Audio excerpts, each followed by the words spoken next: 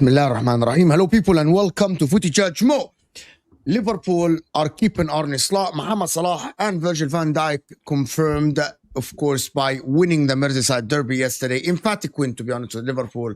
Liverpool deserved the win, of course. Whoa. You definitely deserve the win.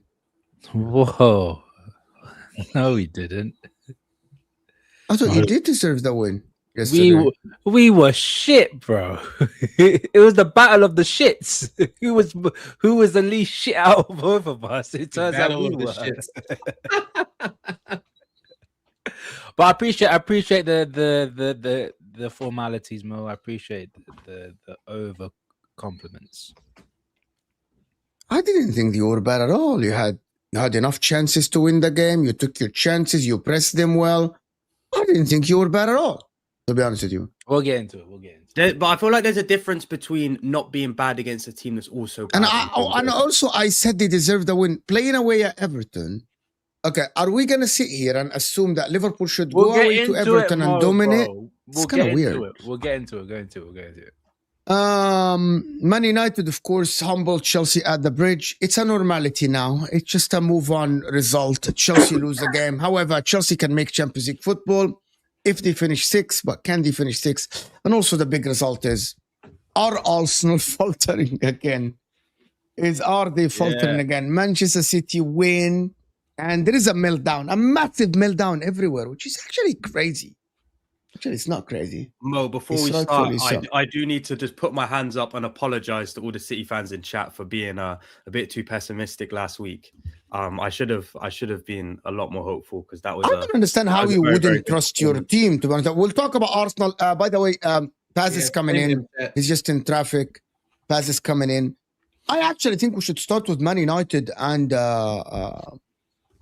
Chelsea. Actually, come on. Guys, hit that like button, people in the chat. Come on. We need the likes up a little bit. Come on, hit that like button if you guys are here. Man United and Chelsea, I thought it was a normality, isn't it? Was it just a normal 70% Man United beat Chelsea 1-0? A lot of people said that Man United weren't good. Probably, yeah, maybe, but... I didn't think either team was particularly good, but I feel like in that fixture over the last few years, that is something that you do come to expect. Both teams play at a level which is subpar, but one team will still somehow be able to be like worse than the other. It happens every single time. I feel like we even look at the game at the start of the season. I don't think Man United were great, but Rob Sanchez just completely lost his mind and gave them the win within 5 minutes. Like, I don't think United were great. this weekend. But Chelsea, oh my word! Like I didn't think Chelsea were going to get a result, but they actually blew me away. But Robert Sanchez, I don't understand what happened. Why Robert Sanchez? Hold on. No, I said earlier in the season, Rob We Sanchez gifted them the win okay. within 5 minutes. And we then were. come on- I'll be honest with you. That was the best we've played in weeks, minus Port Vale. What? We were not poor. We were actually okay. Actually, pretty decent. We just didn't finish our dinner. That's it.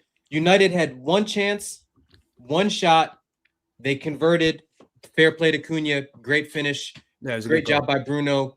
Garnacho didn't track his runner. He put in a shit challenge.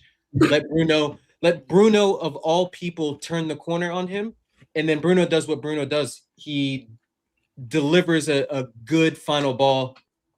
It falls in the box. We're down to 10 at the time because Fofana's bitch ass is on the sidelines because he hurt his ribs 5 minutes before and he's got to take a breather and he can't get out there and he's got to get some water and hydrated and all that stuff. Meanwhile, we're down to 10. Garnacho gets doubled up on the wing, him and Cucurella. And Cunha, good movement in the box. And also, look at the difference in recruitment. Chelsea spend more money. Guys, Mo, yeah? Aiden Heaven was bought from Arsenal for £1 million. I'm going to repeat it again. £1 million that we bought Aiden Heaven for. We had Delit out. We had Lissandro, obviously. He was getting a bit freaky with the hair pulling. I don't know what he was doing. And Delit's been out for 5 months, back injury. Harry Maguire is out. Yeah, Lenny Yoro has been struggling for the past game. But perfect timing for Paz. Thank you for Aiden Heaven. That's very good, by the way. Thank you for Aiden Heaven. Good player, mate. Good player, mate. Yeah, he's a solid player, bro. I like Heaven. I'm not going to crash it. I thought because KJ, he was struggling in the beginning, yeah, obviously with the whole challenge on Cole Palmer and stuff like that. But he grew into the game, the blocks that he was making, the defending ability, bro. And the thing is, I'm not even bantering, but I don't know if he played in the midfield when he was a youth player, in it, because his ability to pass between the lines is solid. So defensively, we did our thing. Lamens didn't really get tested. Enzo Fernandez had like a chance out wide where he almost scored. I mean, they hit the crossbar twice. But listen, it's the first. We've not won at Stamford Bridge since 2020, and I think Lampard was the manager. I think it was either 20 or 2022. I can't remember. So result-wise, that's perfect because Aston Villa got a last-minute winner, Liverpool got a last-minute winner, so we needed that dub. Yeah. So I think Man United, the big difference for me between the two teams, right, and it showed where both teams are at.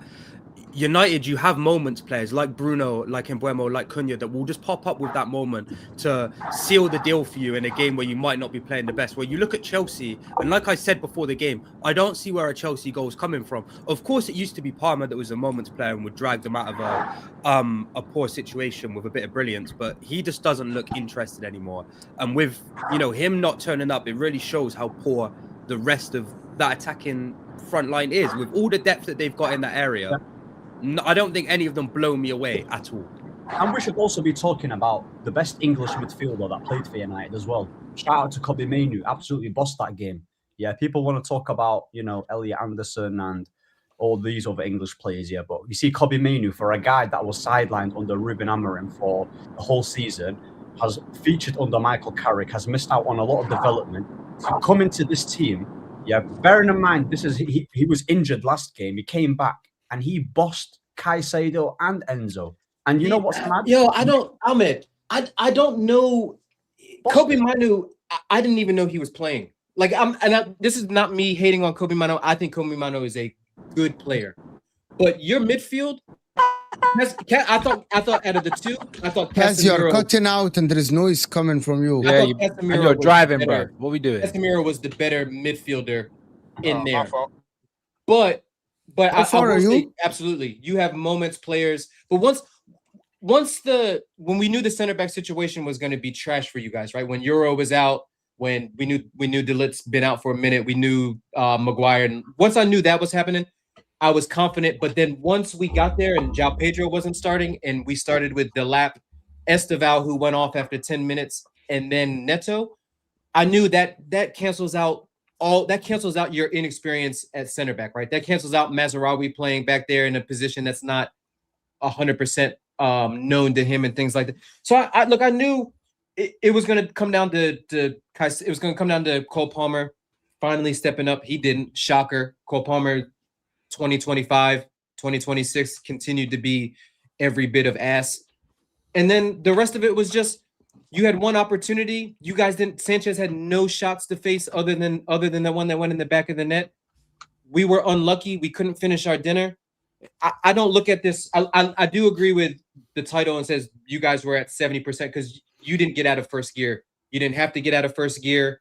You set up shop. We didn't have the players to hurt you guys. We had one attacking option on the bench, which goes back to Ahmed's point about with the midfield, though, like I hear what you're saying, but with the midfield, people naturally think that Casemiro is the guy that's going to be the one defending, and yes, he can do that. But in that game, it was actually Kobbie Mainoo who was actually deeper than Cas. You see Casemiro try to attack, go into the box, try and get a shot off, or try and just, he'd be more of the number 8. Whereas with Kobbie Mainoo, even though he's not a natural defensive midfielder, bro, like in terms of defensive duties, covering ground, the composure, the calmness, the way how he hardly loses the ball. And he doesn't make sideways passes for the sake of it. He always looks for the forward pass. And he's and in terms of them two as a combination, it's good. It's a good mix. The player, bro, people say to me, Ahmed, who are you going to give player of the year, bro? If we're going to talk about consistency over the course of the season, Casemiro's been magnificent, bro.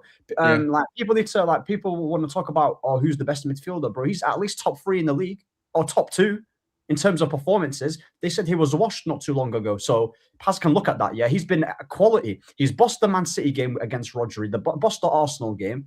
Against Chelsea, he was really good. Like, what more do you want, bro? There's a reason why this guy is a winner. And when he came to United in his first season, people were questioning about the price tag. Came in, dominated the midfield, showed even bags of ability with his passing. Because when he was at Madrid, he didn't really need to do that because he had Toni Kroos and Luka Modric. He's a very well-rounded midfielder.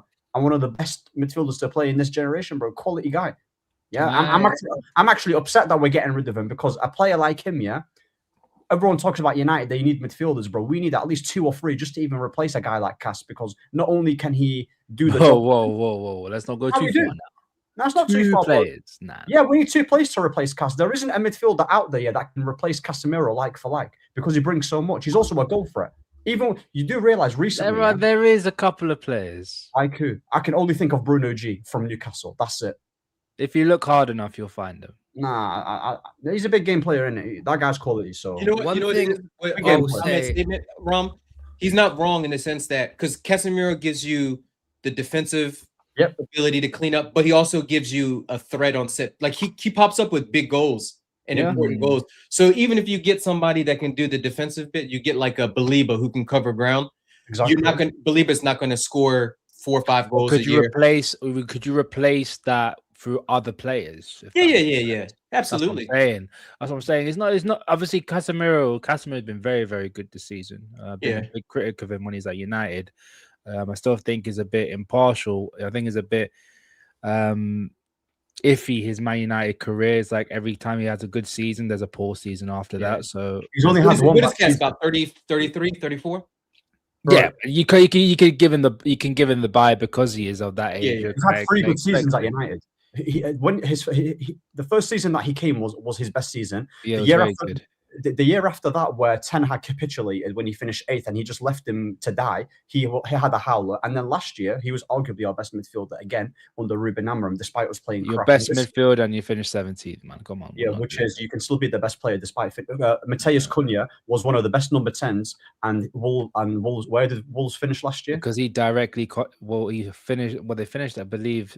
Was it 15th or 16th? Yeah, so and he directly contributed to majority of their goals that they scored. And also in Europa League, I know we didn't win it, but he's also one of the main factors in why we even reached the Europa League final in Casemiro. He turned up in big moments. So my thing is, with Cas, he's given me 3 good seasons, and post Ferguson, he's easily been he's been our best number 6 in it. So.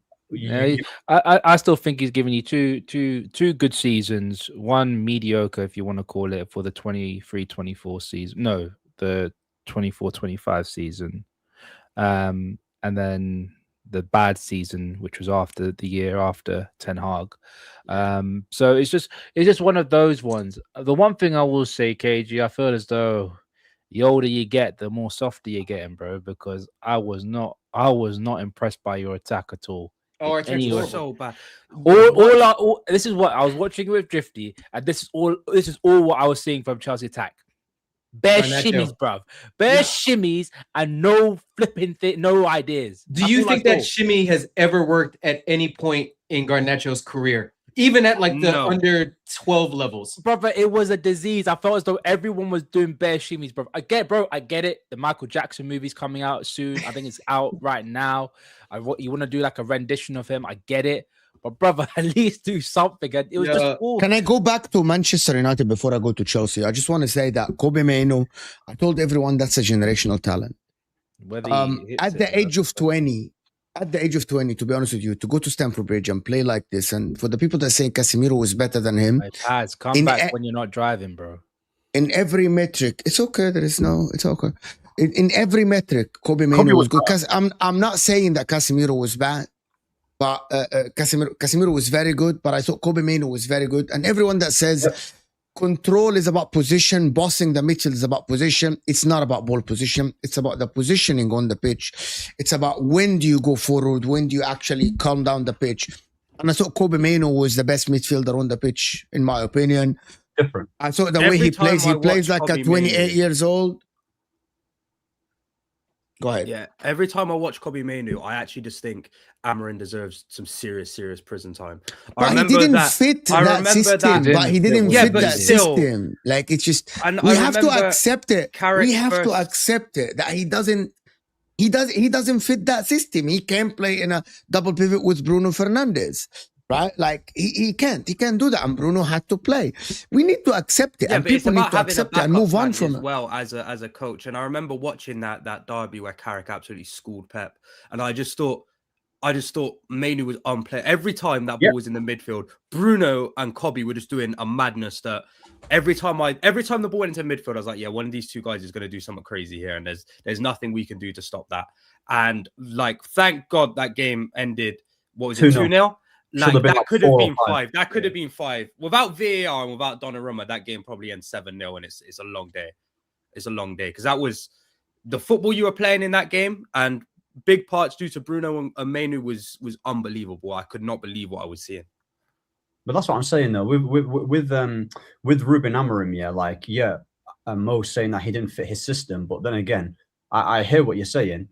But no one fitted his system. If you actually look at it, like, no one actually fitted his system because he wasn't actually improving anyone. And what Ruben Amorim wanted, he wanted 2 physical midfielders that would just run around and are very athletic and just cover as much ground as they want. That didn't really match Kobe Mainoo's quality in it, because Kobe Mainoo is a ball-to-feet player. He can do the defensive duties. I even saw him defending when he first broke through under Ten Hag. He was still doing that. He even added a lot of muscle. He looked hella bulky under Ruben Amorim. He was looking stiff. It's like he lost his agility under Ruben Amorim. He was adding so much unnecessary muscle to his game that's actually hindered him. So there is 2 camps now. There's 2 camps. A camp that thinks that Carrick deserves a job, and a camp that thinks that Man United shouldn't give Carrick the job. Rio Ferdinand thinks that this camp thinks that Carrick deserves the job.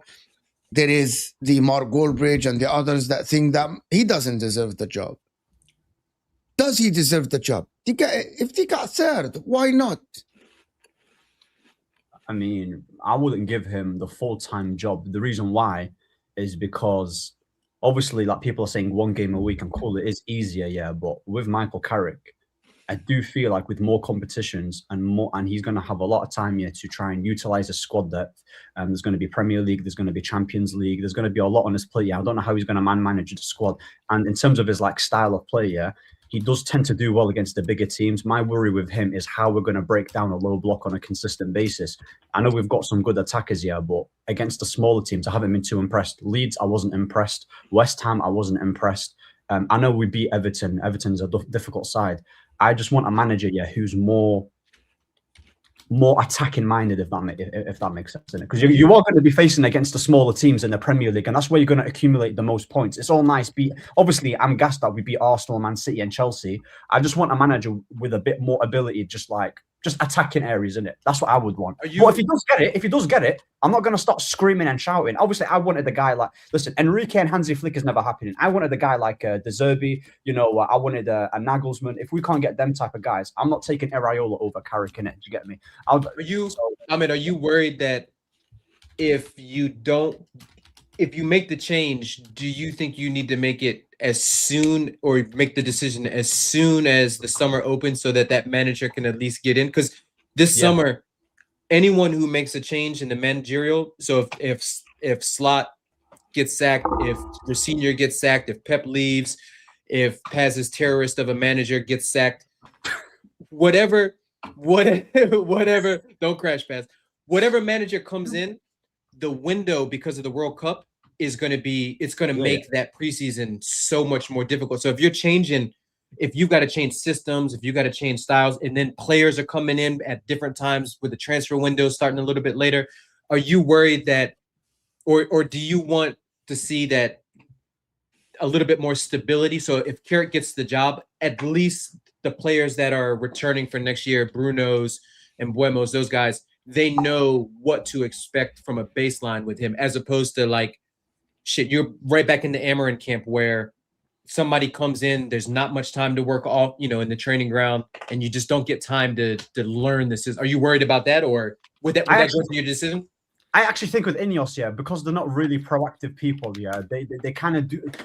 I don't think they've made a full decision, but they're leaning towards Carrick, because I think in terms of compatibility, he's probably the best suited manager, because he's not going to be the guy that's going to be demanding a lot or kicking up a fuss. He's going to get along with Wilcox. He's going to get along with Radcliffe. He's going to get along with the structure. I think they want someone who's a lot more lenient rather than a guy who is going to be quite demanding. De Zerbi's demanding. Julian Nagelsmann fell out with the Bayern Munich board and he kicked up a fuss. So I think they want someone that provides a bit of a balance in it. And I do believe that they have made a decision that is going to be Michael Carrick, since he's going to get Champions League. Bruno would stay. Bruno's going to stay. I think the players are leaning towards him. Am I worried about whether other teams sack their managers and then they get other guys that are available that we could have gotten? Yes, because I don't believe just because we don't know that there's a manager out there that's a popular name. The scouting is there for a reason. There's no way that there's not a manager out there that we don't know, that could come in, do a job, and be like, you know what, sick. Because we've already tried the ex-player in it. We have tried it. I'm not saying he's like Ole Gunnar Solskjaer. Carrick is a better version of him. But long term, I just don't think he's going to be the guy to help challenge United, like obviously challenging for the title. But in terms of stability... Why is your target challenging for the title? No, I'm not saying challenge. And I think everybody that keeps saying that Man United should challenge for the title next season. I know bunch of idiots, bro. I didn't say actually the only. Okay, so but Arsenal challenging for the title is a long-term goal, though. So that's what I'm saying. I'm not saying it needs to be in there at some point, because if we look at managers that come in to bring stability, right? The one I always think about to managers coming into steady ships is Southgate at England, right? He came in after a disastrous tournament to come in and steady the ship for the nation. He obviously overachieved in his first tournament, which led to him keeping the job longer and longer. And then after falling short of winning a major tournament for the third time, let's say, after losing 2 finals, they decided to get rid, right? Carrick is a manager at United who is coming in to steady a ship after 2 poor managers that have had them playing not great football, right? If he can take them to the next level and do what Arteta's done at Arsenal and get them challenging for titles, then fair enough. But if he's only there for 2 seasons where he's got everything steady, he's got things a bit more settled, and then they can bring in a manager that's more suited to take them into that next step, then that's fair. But I do think he needs to be given time. I just don't think tactically. I think as a manager, he's fairly good. Like, everyone's going to like him, but I just don't think he's got the tactical flexibility and the adaptability and different variations. Everyone is talking about this tactical. Everyone now in the world are turning into the tactical, the style of play, the flexibility of this and that. What is that even like, bro? Like, you can get Hansi Flick tomorrow and you might not challenge for the title. You know what I mean? What is the tactical? It's all about probability, Mo. But what we're talking about. But they aren't getting Hansi Flick. Let's just establish something. If they're gonna get an Iraola. Okay, can someone tell me what is Iraola's style of play? I don't. Someone tell me. Well, that's the thing. If they get it right. Like everyone is talking about this style of play. We need a style. It depends. What It is it? depends What on is the who style they. of play? It depends on who they bring in. It depends on who they bring in. If there's a thing where they're not able to get the likes of what Ahmed said was either Like what are they? Like who are Nagelsmann, they? Who are they? like a Nagelsmann who's been there and who's been at the highest level, managed at the highest level. Even to an extent, Luis Enrique, but even then, I think it's even got Hoffenheim in Champions League when they were close to relegation. It was a pipe dream that they'll get Luis Enrique, something like that. If none of those managers are attainable, then it makes sense to stick with Carrick for the time being. But to say that it's a long-term thing, he's going to be your manager, is a bit like, it's a bit. But when we're talking about tactics, when we're talking about tactics, like when you mentioned Hansi Flick, we all know that guy is super attacking. He gets you goals. He gets the best out of the attackers, and the midfield also thrive. The pressing is solid. You can cuss him for his defensive liability, but you can also make the case that with better personnel, better players on the pitch that he gets, because he doesn't spend that much money at Barca, his system won't be as easily as exposed when he comes across a team that's more likely to sit back and capitalize. I think with Carrick here, he's got a decent blend of man management and he's okay tactically. If I was to rate him management-wise, I'd probably give him like a 7. And tactically, I think he's just a 6. I just think he's decent. I haven't seen enough from him to actually say that, listen, it's he should be given the job or not. But anyway, you agree with me then? You agree with me? I haven't seen enough. There's not enough sample size for me to say that he's fantastic or not fantastic. There's not enough sample size. Like, how many games? Bro, the guy managed 12 games. This is it. 12. But do you think, like, you can also, okay, cool, you want the sample size to be bigger, but can you not make an assessment, for example, in terms of how we play? Because performances is probably like results is one thing. We've got the results. And yeah, I thought your performances looked all right. Okay. I thought your tactics look all right. Your fullbacks look good now. Your midfield. What more? People talk about tactics, right? What more other than your fullbacks look okay? Your midfield looks so composed and look so compact and look like they are together and they play like they move like a unit and all this stuff. He's getting the best sometimes out of Cisco off the bench. Cunha is now playing well. So what else? Like what do people talk about this? You know what I mean? Like people talk about the style of play. Like, do you want Man United every game to have 70% ball position? But then Mo, can you like a week ago when they played Leeds United, there weren't the conversations were completely different. Yeah, we were awful on the ball, like, bro. Leeds, and Pep Guardiola has 15 years of management, and he played against Leeds. He played against Fulham. He was 5-1 up. And he sat deep. And it's not about. Like my point about it. Pep Guardiola during the season changes tactics multiple times. But Mo, we need Ram, let me say that statement. I will let you respond. We need to understand now that the Premier League now is very hard for you to have one style of play and you win every game. Pep Guardiola changed his style of play this season 3 times. He went direct, position based. He defended after going 1-0 up and 2-1 up. He defended deep and compact. But he did it against Arsenal, he did it against Fulham, he did it against Leeds. We need to realize that things change in the Premier League now, that it is not easy for you to have one style of play and it will work throughout the whole season. That is not happening. Teams will figure you out. It's not happening, bro. It's not going to happen. And that is why people like Ange failed. I do. But that's the question. But the thing is, again, it's not about whether Carrick is good enough. It's whether the Man United board have a plan and whether they have a basic idea of what they want to see United play, what type of football they want to see, and whether the manager is available. If it's the case that the football that they want to see is in line with what they're looking at right now with Michael Carrick, then go ahead, give him the contract. But if it's not, then it's a different conversation. What do you think is more important, though? Ahmed, what do you think is more important this summer? To get the managerial pick right or to get the recruitment right? The managerial, bro, because he's the one that's going to be he's going to be the one in charge here and managing and developing these players. Now, I'm not disputing that you're going to somewhat need to change your style here. If, for example, the first 2 years you persist with one thing and it's not really working, Arteta's changed, we know Pep's changed, cool. I'm not opposed to that, but we've not even reached the first stage of actually identifying a style of play before we even go to changing. Does that make sense? Yeah, we've not even got like a... Because when I'm watching us against Leeds, I'm watching us against Bournemouth, I'm watching us against Newcastle. Like even on the ball, our build up is a bit slow. Like it's just looking a bit lethargic. Even our attacking players, like we've got good attacking players on paper, but they've not really been firing like that. Do you understand? Yeah. Which is why I would rather go for a manager who's more attacking based to get the best out of the attackers that we've got. Because I believe on paper that we've got one of the best attacks in the league. So I want a manager who's more balanced and like, okay, you can coach these players going forward. They get likes of Cunha, and because Mbeumo's not been great. Cunha has been fairly decent, to be fair. I'll give him his flowers. I think the problem that he starts Amad Diallo and Mbeumo on the right side. None of them. I think the only problem with Carrick is he isn't getting the best out of the two right wingers, in my opinion. Yeah, and then you watch him. By the way, I'm not. People think that I'm harsh on Amad Diallo. Even Mbeumo lately hasn't looked the same as in the beginning of the season. He's like hesitant in making decisions. It's the same. Your right side doesn't look as great. Mo, as well. You said you've only seen a small sample size from Carrick, and you haven't seen enough to give him the job. You've also only seen a small sample size to see if he can get the best out of those two people on the right side. Yeah, you're right. You're right. Then you're right. I'm not gonna dispute that. You know, you're correct. Mbeumo hasn't been good since Tottenham, bro. He's been awful for ages. But Amad Diallo has been awful all season, but you never mentioned. I don't want to go into this. I don't want to go into this because you get upset. Let me just make a case. It's going to be very quick. Very, very quick. One, he's not been awful the whole season. Mbeumo is like Semenyo, right? Too similar. He's like Semenyo.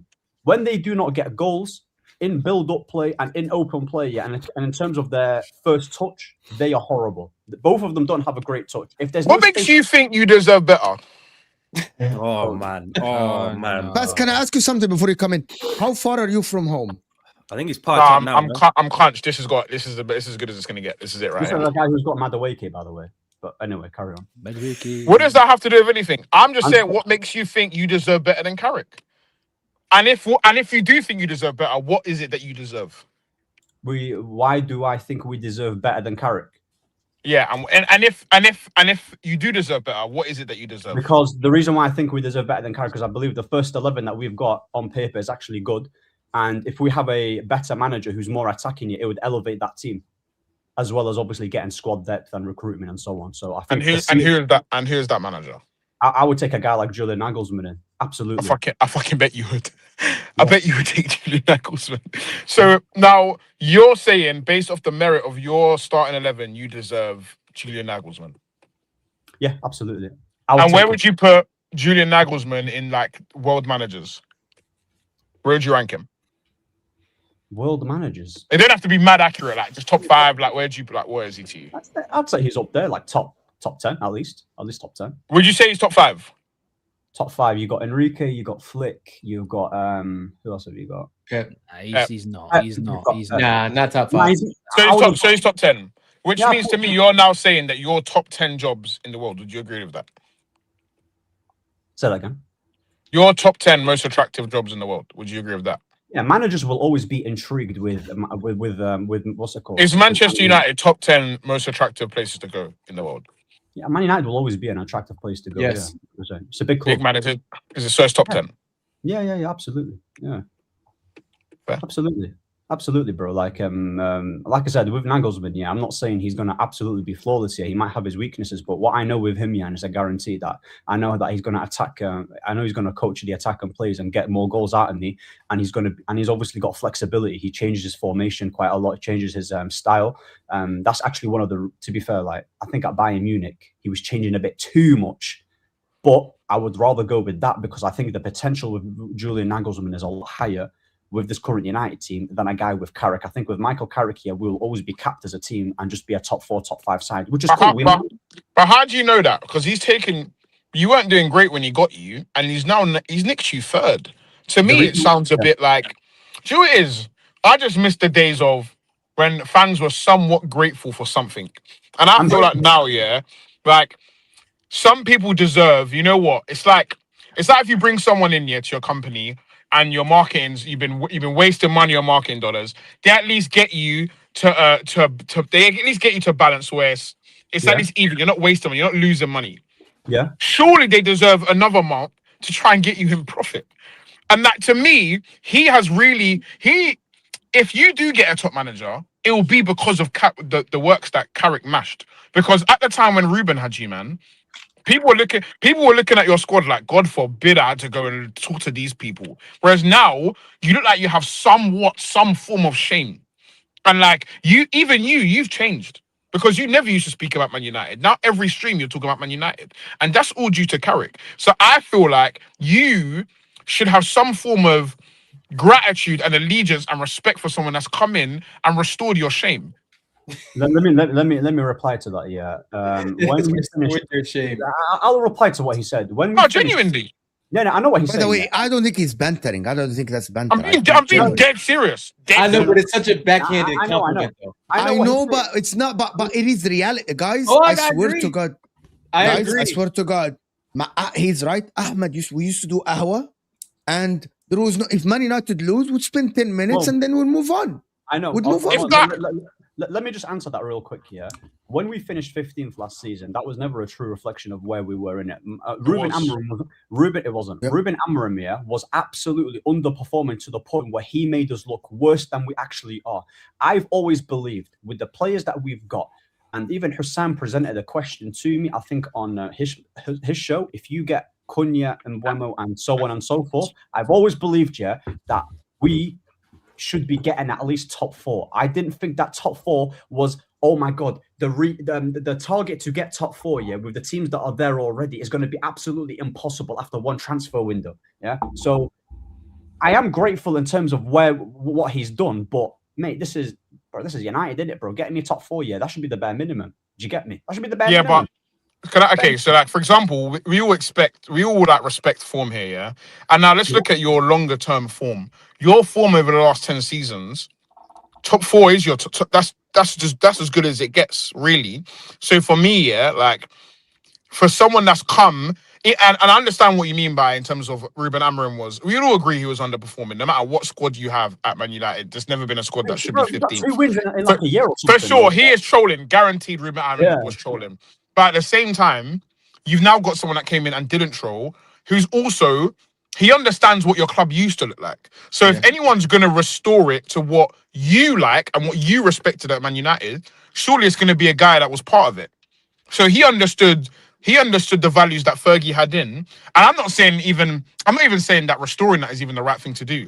But going off of what it sounds like Man United fans want, which is those standards that used to be there, to me, it looks like those standards are kind of coming back due to the fact that you're third. And don't get me wrong, like everyone's going to want to say, you're only third because everyone's playing shit. But at the same time, you got to go win those games. And Absolutely. that's what he's come in and done. And he dragged you up the table. Where was you when he came in? Wasn't you like 10th or something? I think we were like 11 points behind the Villa, and we were like 7th or 8th, 7th or 7th. So for me, like if Ruben finished the season, where would you have been? Who knows? Yeah, we wouldn't have been finishing, which is why, yeah, with Carrick, I gave him an 8 out of 10 in terms of his interim form. I give him an 8 out of 10. He's been solid. But for me personally, yeah, like I don't know, bro. I just want to move on from, this is what Fergie would have done. This is what the United guys used to say back in the day, bro. Like, cool. Oh, I hear that. Cool, you've got a guy who used to play for United, but bro, go make your own legacy in it. Move on from Fergie. Like I think we're too attached to the past, bro. The past was amazing. Fergie was a generational manager. That's never going to happen again. And for me, like I don't know. We've already went through this whole Ollie thing in it, and you can say, but you got Van Gaal, you had Jose, but me personally, yeah, the past 10 years it's been abysmal. But you keep trying and getting top managers. I think that should always be the But do you not feel like like the definition of insanity is trying the same thing over and over again and expecting different results? You lot have tried to go and do that a few times, and to me, they've either tread water and like the thing underneath of it has gotten horrible. Like the tip of the iceberg looks a bit better. Like Jose Mourinho, for example, he was winning things, but the club was eroding as he was winning it.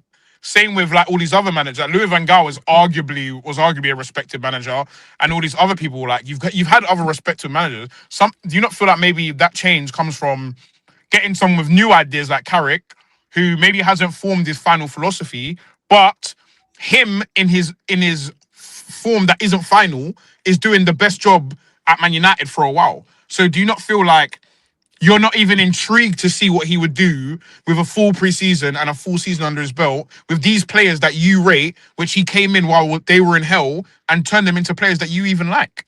Do you not feel like he deserves a season to see? Are you not intrigued to even see what that looks like? Not really. Not really, because not really. Fair. No, if he does it, fair. The reason why, listen, the thing is, yeah, I would like to think, yeah, with managers, like I've said it, like for him, he's always going to get. I don't think he's going to be this elite level manager, like, or get his challenge and like how Arteta did, because I think Arteta's potential was a lot higher as a coach. Yeah, where did you get that from? That's why my though? problem. Why? Why? Like, why do people make these statements? Okay. Carrick's done more than Arteta at this stage. Yeah, but Arteta was. You know, Carrick had a better. The reason why, I'll explain it. The reason why is because every single player that was coached under Fergie, they've all turned out to be mediocre managers. Let's be real, innit? Carrick is probably the only half decent one. With Pep, Fabregas. I thought Gary Neville is great. Yeah, Gary Neville's No, you've gone mad, Mo. You've gone mad. With Pep, yeah. With He Pep tried his Guardiola- best. Now, with Pep Guardiola, who else? Fabregas. Look at Company right now. Vincent Company. Pep Guardiola, whenever he's mentored a guy, right, that's upcoming manager, look what they're doing, bro. They're all good. They're all sick. They're all doing their thing. Fabregas. Sick is kind of... Okay, Yeah, not sick. I think sick is a big word still. Okay, they're all doing well. Companies just Because there is the Iniesta tried to coach. There are others that tried to coach. and it didn't work out. Xavi tried to say. Yeah. I would say they're also kind of PK mediocre. was gonna start coaching. And he's like, he turned into a businessman. He's I'm like, sorry, "Coach the is reason not why for I- me." Started doing tennis. I think Coach is not for I me. think they're all kind of mediocre. The reason why I say they've got Xavi higher wasn't potential- bad. The reason Xavi why I say wasn't they've got bad. higher potential is because of Pep Guardiola, and in terms of like, bro, coaching wise, he's phenomenal. That's why I believe he's a higher. I'm not going to lose. Fair enough. And I hear what you're saying, but what Paz is saying is that, okay, the guy coached Middlesbrough, got them very good, right? And then he's coaching Man United. He's getting the best out of your players. He's developing some people that people said they are dead. As Casemiro, you don't know. Okay, I swear to God, Ahmed, I'm going to tell you this from experience. Casemiro is finished. Carrick came on and he changed his rule a little bit and he got the best out. That's coaching. People think that's not tactic. That's not coaching. That's instructions. That's system. That's coaching. And he deserves credit for this. Diego Dallo looks better under him. That's coaching. That's positioning. That's tactics. People think, oh, no, he didn't do anything. No, he did. No, he did. I think he's done a lot. No, listen, off the ball. And I think people misunderstood tactics and coaching and all this stuff and think, yeah, but I don't see a significant style of play. He had 12 games to coach. So the best thing he can do is to fix the small elements on the football pitch for you to see Casemiro look good, Meno look good, Dallo look good. You know what I mean? Like Cunha looking better. Bruno. That is what he does. Because he doesn't have enough time for him to implement a complete style of play and change the way you play because he doesn't have enough time. There is not enough time with these guys. And also, he can't implement a full style of play when you might change some of the players on the pitch. You might change a Casemiro. Your centre-backs are not... Your centre-backs are never fit. Your main centre-backs are never fit since he came in. He keeps chopping and changing. This guy in, this guy out. So I would cut him some slack a little bit. And unless you're going to get a Luis Enrique, unless you're going to, with all due respect, unless you're going to get a Luis Enrique or a Pep Guardiola or a Jurgen Klopp, I don't see the reason why Carrick shouldn't be given a chance. Yeah, I don't think there is a... Like Nagelsmann, he's good and everything, but yeah, his track record is good, but... But he was touted to be one of those, but to be at that level, if that makes sense, Mo. Like when he was younger, he was. And I don't trust coaches that, by the way, I don't trust coaches that choose to go international in their youth instead of trying out with another club. No, but it's like different. to be honest with you, like a Jurgen Klinsmann, like there is a lot of other Martinez, the guy that coached Belgium or something.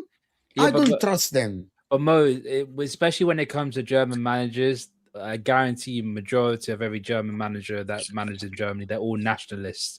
Their dream is to manage Germany. At the end of the day, if it was a different nation, I'd completely understand your point. Mo. But when it comes to coaching your nation, maybe you guys are right. I wouldn't dispute what you guys are saying. I think certain nations, it's a bit different. Like it's like an Italian. Was it Spalletti thought he reached the pinnacle when he was Italian manager, wasn't he? Didn't he? Yeah, but that's why for me, with it, just to move, just to say, but Spalletti is like, okay, I want to move on from 45 minutes from Manchester. Wallahi, we deserve a trophy. Hit the damn like, you frauds in the chat. No. 45 minutes in Carrick deserves a trophy. Carrick, exactly. Paz is correct. Carrick made us talk 45 minutes without mentioning anyone. There is another team, Chelsea, played in that game. Hit that like button, people. Go ahead. Chelsea Ahmed. played in that game. I don't know if that's the word I'd use to describe. KG thinks that Chelsea were the better team. I don't No, think we Chelsea were played in 100% that game. better No, team. Anybody They were that Ahmed, anybody okay, that says KG, differently, I'm coming to Chelsea fucking right Nathan, now. they were doing bad. Actually, a very good Chelsea were in conversation. attendance, Guys, but I don't it's think a they very were good. playing. It's a very good conversation. We're gonna move to Chelsea. I want to hear Ahmed's last take on this. No, with like I said, bro, me, I'm a simple guy and it's straight to the point. And Carrick's done a good job. I ain't gonna slate him for that, bro.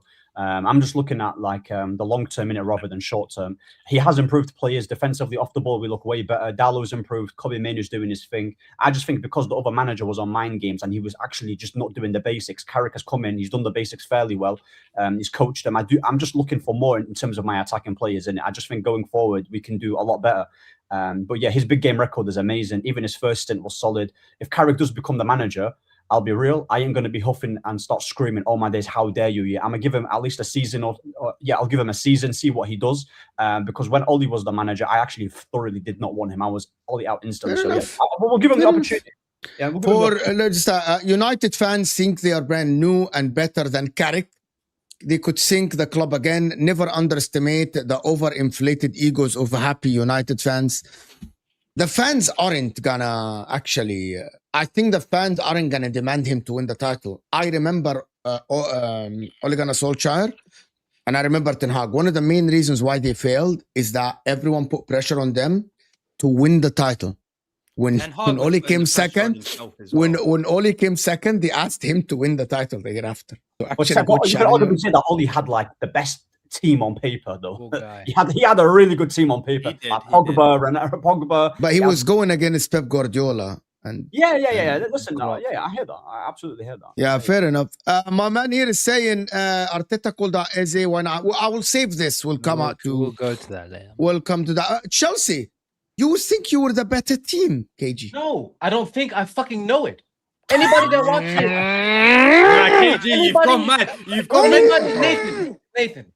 Anybody, KG. Anybody that has fucking eyes and knows football knows we were the most. We nearly. Right, KG, can I ask you a question quickly? What are these right here? What are these right here? Because I've got them and I know what I saw. At this particular point. Let him, guys. Let him go. Let him go. No questions of the audience. Big up my guy Nathan. Though it's just jokes. Nathan. Well done. I was watching the game like that. No, we look. I'm not saying that I don't believe in someone deserves to win. Someone you get what you fucking deserve. United took their chance. They came out of there with a result. Fair play to them, right? They took 6 points off us this year. I'm not going to be a salty fan and say that we deserve this and we deserve that. But if you look at the chances that we had, the Enzo chance that he missed point blank in the box, the Esteval chance that he put just outside, the Fofana header off the post, the Delap header off the post, the other header that Delap missed, a wide open header.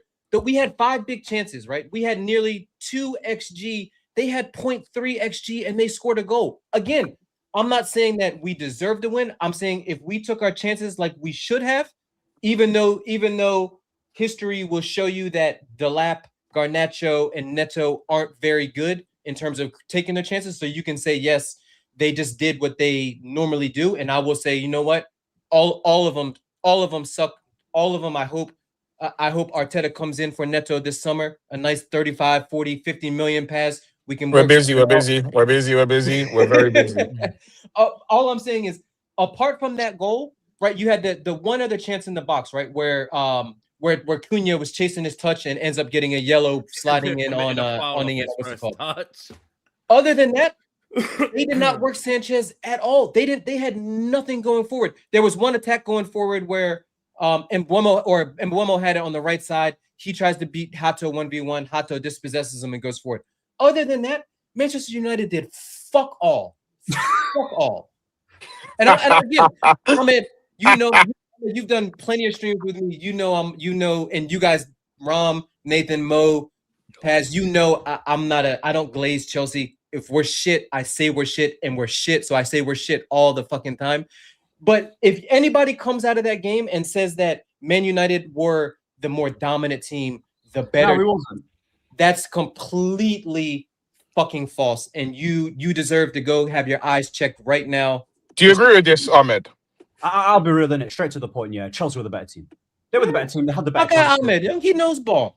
Ahmed knows ball. He might Chelsea, glaze. You know, he might glaze Cherki and Ahmed knows footballers over actual runners and things like that. But Ahmed is a good guy. KG, easy. Listen, Chelsea, yeah. Easy. Bro, Chelsea. By the way, we want to have the same convo when it comes to Arsenal, and I want to. Yeah, the thing is with Chelsea, yeah, bro. Bro, the thing is with Chelsea, on the ball, was better. Pressing-wise, they were better. Opportunities that they created were better. They've obviously hit the post a couple of times. We actually, we got away with it. Sounds like you're talking about Arsenal, bro. Yeah. That sounds like Arsenal, bro. That's like God. It does. It literally sounds like you're talking about Arsenal. Literally, by the way, they hit the post twice. Bro, literally, it sounds like you're talking about Arsenal. Yeah, but exclude I swear to God, it's No, not but Ahmed, there is one caveat to the couple of the times they hit the post. He's One like, of them in the last did, second one of of them Man did United come were off their clinical. arm. One of them did come off the arm. You know what I mean? It's like, Ahmed, you needed to finish this, Just but they were saying. clinical for the couple of chances they had. And then we have analyzed the Arsenal City game, probably. But listen, No, we gotta cook fast. We gotta exclude that. We'll analyze it and then cook. But yeah, but go Enzo ahead, Fernandes as well. Like, I'm pretty sure Enzo, KJ, in the beginning of the first half, he had a shot where it could have gone bottom right. Yeah, so I'm not gonna lie, they was the better side. I don't think we got absolutely cooked, but our intention in that game, and I've said it in the preview, Manchester United are gonna sit back and counter and use Mbeumo to attack the space and and just expose that defense. We did that one time with Bruno, good ball in from Bruno. Garnacho, big up to Garnacho, by the way. Thank you for the 40 mil. Oh my God. And even even Mason Mount. I already did 2 rants on Garnacho, to be honest with you. You know, and I had Chelsea fans justifying to me today about I think we had Arsenal fans justifying Madueke signing. It's his okay. ball movement is great. What about when you That get was on copium. the ball? Your off-ball movement means nothing if when the ball goes to your feet and you do. Can I tell you something, KG? The difference is, Paz is correct. Arsenal fans justifying Madueke with copium. Chelsea fans justifying Garnacho, because I spoke with Chelsea fans that justified Garnacho. They were convinced that Garnacho is the right profile. No, for the team. Mo, name names. Bro. Mo, name names. Not me. Name names. Not me. We knew. No, name names. Name the names. Mo, I'm sorry. No. Ram. KG. I don't want you to get caught in the crossfire. Mo, name names. Yeah, most. Give me one. Not Lewis. I'll name some names. You want me to name some names? Name the names. No, KG, I know you know the names. I want Mo to name the names. Yeah, name the names, Mo. Marlon put one in the chat. Don was a big, you know what? His advanced metrics and she's a shot creator and all these fancy. Yeah, but KG, you know what, Don? Yeah, new age terms. I know who you're talking about. Big up Don, innit? Yeah, but he rated Madueke, so let's not trust this. Yeah, no. Yeah, there's some people whose judgment when it comes to eye test and players, they need to be. It needs to be a serious conversations around those, because anybody with a brain could have seen, except for our director, Paul Winstanley, because he was the one that was pushing for this bum Garnacho. Anyone, I've watched Garnacho long enough, right? I know he's a young player, but he's been playing for United since what he was over 100 games, by the way, KJ. Yeah, 100 games. Yeah, but he posts really good Instagram pictures. He's got that one bicycle. These people, the eyes don't lie. You can have all the data you want. He's a good ball carrier. He's a good progressive carrier. All that bullshit that people use to justify the fact that when you watch a winger that can't beat somebody 1v1, you're not a fucking winger. I'm amazed that Garnacho even got to this level without being. Madueke does that. No, yeah, Madueke is a. No, whoa. What we're not gonna do is lie. Madueke kills his fullback most of the time. Madueke is a good 1v1 player. Madueke kills his fullback most of the time. Madueke is a much better winger than Garnacho. Let me line you up. Much better player than Garnacho. Nah, man. He can beat He's just a man once 1v1. he's killed him, he's just shit. Problem is he gets brain farts after he got past. Nah, he doesn't even, bro. He's predictable, isn't it? He don't even get past his full. Bro, you're moving. Bro, Madueke is one of the best 1v1 players in the league, bro. At least he can. He's just shit. No, he's just shit. He's just shit. No, Paz. He's a definition of a cage baller. He's a definition. Yeah, bro, he'll beat you 1v1. He just Garrett doing nothing right after. He's cage baller. He's a cage baller. He needs to have cage ball, bro. He ain't a cage baller. Get out of here, bro. But at least he's a cage baller. Bro, if you don't win Power League with Madueke, you'd think he's the best player in the world. Bro, if he was at Power League, he would get cooked by my cousin. No, he would. I mean, that's how I know you don't. If you're not bantering, I know you don't understand. If Madueke had prime Salah. Wait, hold on. You think if Madueke, hold on, Ram, I need to ask him this question. You think if Madueke went Power League with you and the people you know, he's not the best player there by 1,000 miles? He wouldn't stand out easily. He wouldn't stand out. Oh, you guys are crazy. Wait, hold on. Ahmed, say what I. Wallahi, he wouldn't stand out. Wallahi, he wouldn't. Mo, get a grip, bro. All right, Mo, please, Mo. You guys don't, bro. you don't understand. Listen. If you're in a cage in tight spaces, ball control, dribbling, and bro. And you think you're on the same level as Madueke? Bro, I am, bro. Listen, my cousins. Your cousins are nothing. They're nothing. Yeah, they are not playing with You're insane. Bro, I promise you, I can scout about 15 guys in North Africa that are better than him. I promise you. Yeah, go scout in Morocco, Algeria. Ahmed. Your cousins don't even think on the same frequency as Madueke, bro. I promise you they don't. They don't. Madueke is Prem dumb. He's not Power League dumb. Let's have shame. Yeah. If he came to your session, he will score 1,000 goals. Bro. Are you saying to me, Madueke in tight spaces where he has to use his dribble? You wouldn't even be able to make his spaces tight. No, but honestly, are we saying that he's? That's why it's mad. You wouldn't be able to make his spaces tight. That's crazy. That's a bro. Right I'm telling you, you know it is. People watch the Prem and think that there's some form of there's something that can make you on. It's not. You are not even on the same planet, bro. You're not on the. You and your cousins are not on the same planet as whatever planet Madueke is on. Bro, he is Prem. He's Prem stupid. He is not. He's not Judge Mo panel stupid, bro. He just isn't. Bro, you are overestimating and overgassing his 1v1 and his dribble. Do you know why I'm not? I grew up playing with these people. I know what the standard is. We need to set this 1v1 up. I can't lie. Bro, I know what the standard looks like. You're nowhere near it. This is very disrespectful still. This is very disrespectful. He's a trash dribbler. Ahmed, this is very disrespectful. Trash? No, he's not trash. Yes, he's not trash. Ahmed. This is very disrespectful. Let me name you the wingers that he falls in, Semenyu's dribbling's trash. Madueke's dribbling's trash. Neto's dribbling's trash. Garnacho's. And do you know what's mad? All of them, if they play your cousins, will look like Messi. Why the fuck are we talking about? Yeah, Mo, because he's being disrespectful. Ahmed, I'm just going to tell you something about professional footballers. Even if you think your cousins have better ball control, the fact that they are professional footballers, I'm telling you, Ahmed, from experience, they have 2 steps ahead of you and passes. You won't even make the space tight on them. 2 steps. What I mean by this, Ahmed, before you think, he's already got the space, got the ball, his first touch, and he's already passed you and everyone is laughing and you're still thinking about what is he still here? Hold on. Ahmed, when was the last time you even kicked ball? Ahmed, I'm telling you from experience. Bro, I'm telling you from experience. WhatsApp, by the way. Ahmed, it doesn't Ahmed, when was the last time you even kicked telling you. Ahmed, I swear to God, when an MLS, Ahmed, in our league, Ahmed, we have guys that went to like 2nd division in Finland and all this stuff, and they stopped playing football. Now they're only amateurs. Let me tell you the difference, Ahmed. When an MLS player off-season come to play with us, like they come to play in the league sometimes, the fact that they are a current professional footballers, regardless of what the talent level, they are ahead of all of us. All of us are literally behind them. And I'm talking about that's MLS, Ahmed. I want you to imagine a Premier League player. When we're talking about Ahmed, so I want you to imagine, and that's MLS, which is like 50 levels behind the Premier League. I want you to imagine a Premier League footballer that train every day to play in the Premier League. Oh, so man, I don't want to go there. It's a waste of time. It's a waste of time. Listen.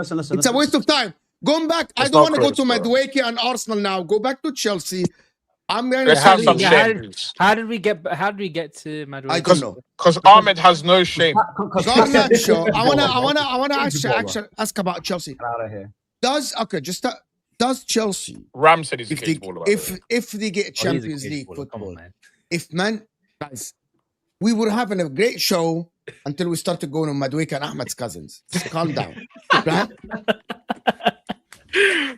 Yeah, Big big up up Ahmed. Ahmed's cousin each and every Big up time. Big up Chelsea, Ahmed's we were cousin, having bro. a, Big we were up Ahmed's having a cousin, very man. Big up Ahmed's objective, cousin, man. great conversation show. For Chelsea, is keeping if they get Champions League, is keeping Liam Rosinia. Do they have any hope No. of going back amongst the No. teams that are up there No. No. at all? No. No No. one gives them any No. hope. I would No. say we No. have no hope at making the Champions League, and we have no hope in competing for a league title in the next 3 years. You're done out. You're done out. Done. You guys really think it's done? bro. Chelsea are done out. Yeah. There's finito. If But we don't, what is your evidence, guys? Just I'll to be tell you why honest. you're done out. I'll tell you why you're done out. Yeah. Do you know what the symptom of a dead club is? Yeah. When one, you try to do the rebuild thing, yeah, you buy bare young players, and there's one good one. You got one good one. Out of all Who's them that young one good players. Who's a good one? Who's a good one? Who's a good one? That's a good question. You choose. That's the darkest part. No, is the we're way- all gonna have a the way different you answer. said it was like you had one in mind, Pat. So I was curious. You know what it is? I was gonna say Cole Palmer, and then I realized he ain't been good in 2 years. So then in my mind, went to Caicedo, and then I realized he's now been dead also. Then where did my mind go after that? Reece James, and then I remembered he's not young and he can't stay fit for 5 minutes. How So old is it's Reece again, it depends on what everyone's 25. opinion is, Damn. huh? How old is Yeah, Reece how James? old was Reece? Yeah. Reece James got to be like 27, 26 now, surely, 25, 26. Yeah. something like that. Yeah, so Bro, prime I years, put it prime this years, way. prime years. Yeah, What, he's I'll tell you what you 26, can do. 26. Here's what I think will happen, yeah? If Reece James stays fit for 5 minutes, someone will come in for him. You will take that money and you will just go buy a bunch of new Garnachos, yeah? Like a few Garnachos with that Reece James money. And then won't also, and the won't issue is you're now your managers are getting like slowly worse. Like every hire is They just are. getting worse and worse and worse and worse. Yes. And I just honestly don't know, like, you know what it is, yeah? If you look at all the other teams that are in limbo, yeah, Liverpool, you could maybe mark out what they need to fix. Like, everyone can have their opinion what they need to fix. Same with Manchester United. Same with, bruv, you can even say that for Aston Villa, bruv. But when you think of Chelsea, yeah, You have the whole pitch. it's just on the a map in mess. front of you. There's just too many problems. There's just too, Bro, let me you've tell got you. too much Let me tell you. things going on. This summer, right? We talked a little bit about this before, and Ahmed was talking about the managers. Nagelsmann's going to be available. Simeone is going to be available because his contract is out. Xabi Alonso is going to be available because he's currently without a club. There's going to be some top managers out there, And you're getting none of them. and we're not even getting any. We're not going to be linked with any of them. Yeah, start. Think of the players. Think of the big players that were available last summer: Florian Wirtz, Isak, Ekitike, Altamada. All players that are within what our model, except for Isak in terms of wages, but all players that are within how our model operates, right? Within a certain age, not currently on super high wages. We weren't linked with any. Nah, of but them. Florian, Yeah, but it's because you bought your striker too early, though. You already had the lap through the door, so buying someone else of a similar profile would have been. No, buying the lap means you need another striker still. Yeah. Although I thought the lap, Right. as somebody that's always And, been a huge fan of the well, lap, listen, I've for actually me, been crazy By disappointed. the way, by guys, stuff he's been we doing didn't this speak about this, but we were speaking about it before the show. Chelsea might make Champions League football. As it stands, if Villa make fifth and win the Europa League, Chelsea might make actually I heard Champions it's- League. I heard that's impossible, no? I heard that's impossible. Nah, Okay, so, so Paz, this is how it works. I saw that. Apparently, that is okay. So we're going to have So 6 Paz, people in the Paz. Champions League? So Paz, the whole point is, if you're a Europa League winner, you're pot one. The problem is though, you need someone to fill in that place for the other pot, and it has to be someone from that coefficient. So unfortunately, it has to be an English team. So Nobody else. we're going to have 6 teams in there, potentially. Yeah. That's only if they finish That's insane. fifth. Okay, Paz, if they finish fifth. It could be more if Forrest. If If Forrest, they finish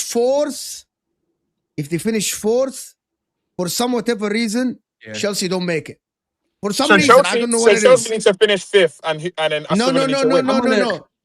No. Chelsea need to finish sixth, and Villa win fifth. Europa League and finish fifth. Villa win Europa League and finish fourth, for some whatever reason, it has something to do with whatever. If Villa finish fourth and win Europa League, they won't take the 6 from England.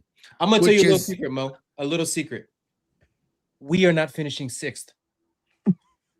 What are you finishing? Mo, we're able to talk about the main We are event. finishing 7th. Yes, ya habibi, wallahi, yes. Or We'll eighth. talk about it. Let it simmer, bro. What we doing? We're finishing 7th or 8th. We're gonna get packed up by Leeds in the FA Cup semifinal, and then the 100%. season is gonna be colossal. Do you know what's dark? Do you know what's dark? Yeah, Relax. I know people that put Brentford in the relegation spots. Yeah, I know. and if they finish Yeah, but above hold you on, after losing right, everyone, it's yeah, dark. it's funny, but there is a lot of stuff that this season that happened I didn't expect. Like, I didn't expect Brentford to be this good, for example. Like, I thought Brentford would be mid-table. I didn't think they would get relegated. yeah, I but didn't think they for would do me, this though. the manager was a lot of bit of unknown, and they lost a Bare lot people, of players. basically, So, bare people were cussing him, saying he was an over. We was basically, and another also nobody bum man. knew about the players as well. They lost all their players, and Nah, six is genuinely insane for Brentford. I ain't gonna lie to you. yeah, Like, like, that's I actually think it's Yeah. 10th is like, But this- okay, way to keep him afloat. Nah, but 6 is no, OD. no, but Paz, even 10th is a bit like, that's a big Yeah, play, but 10th can be the player. Okay, the players they lost. Yeah, I didn't think that they were actually irreplaceable.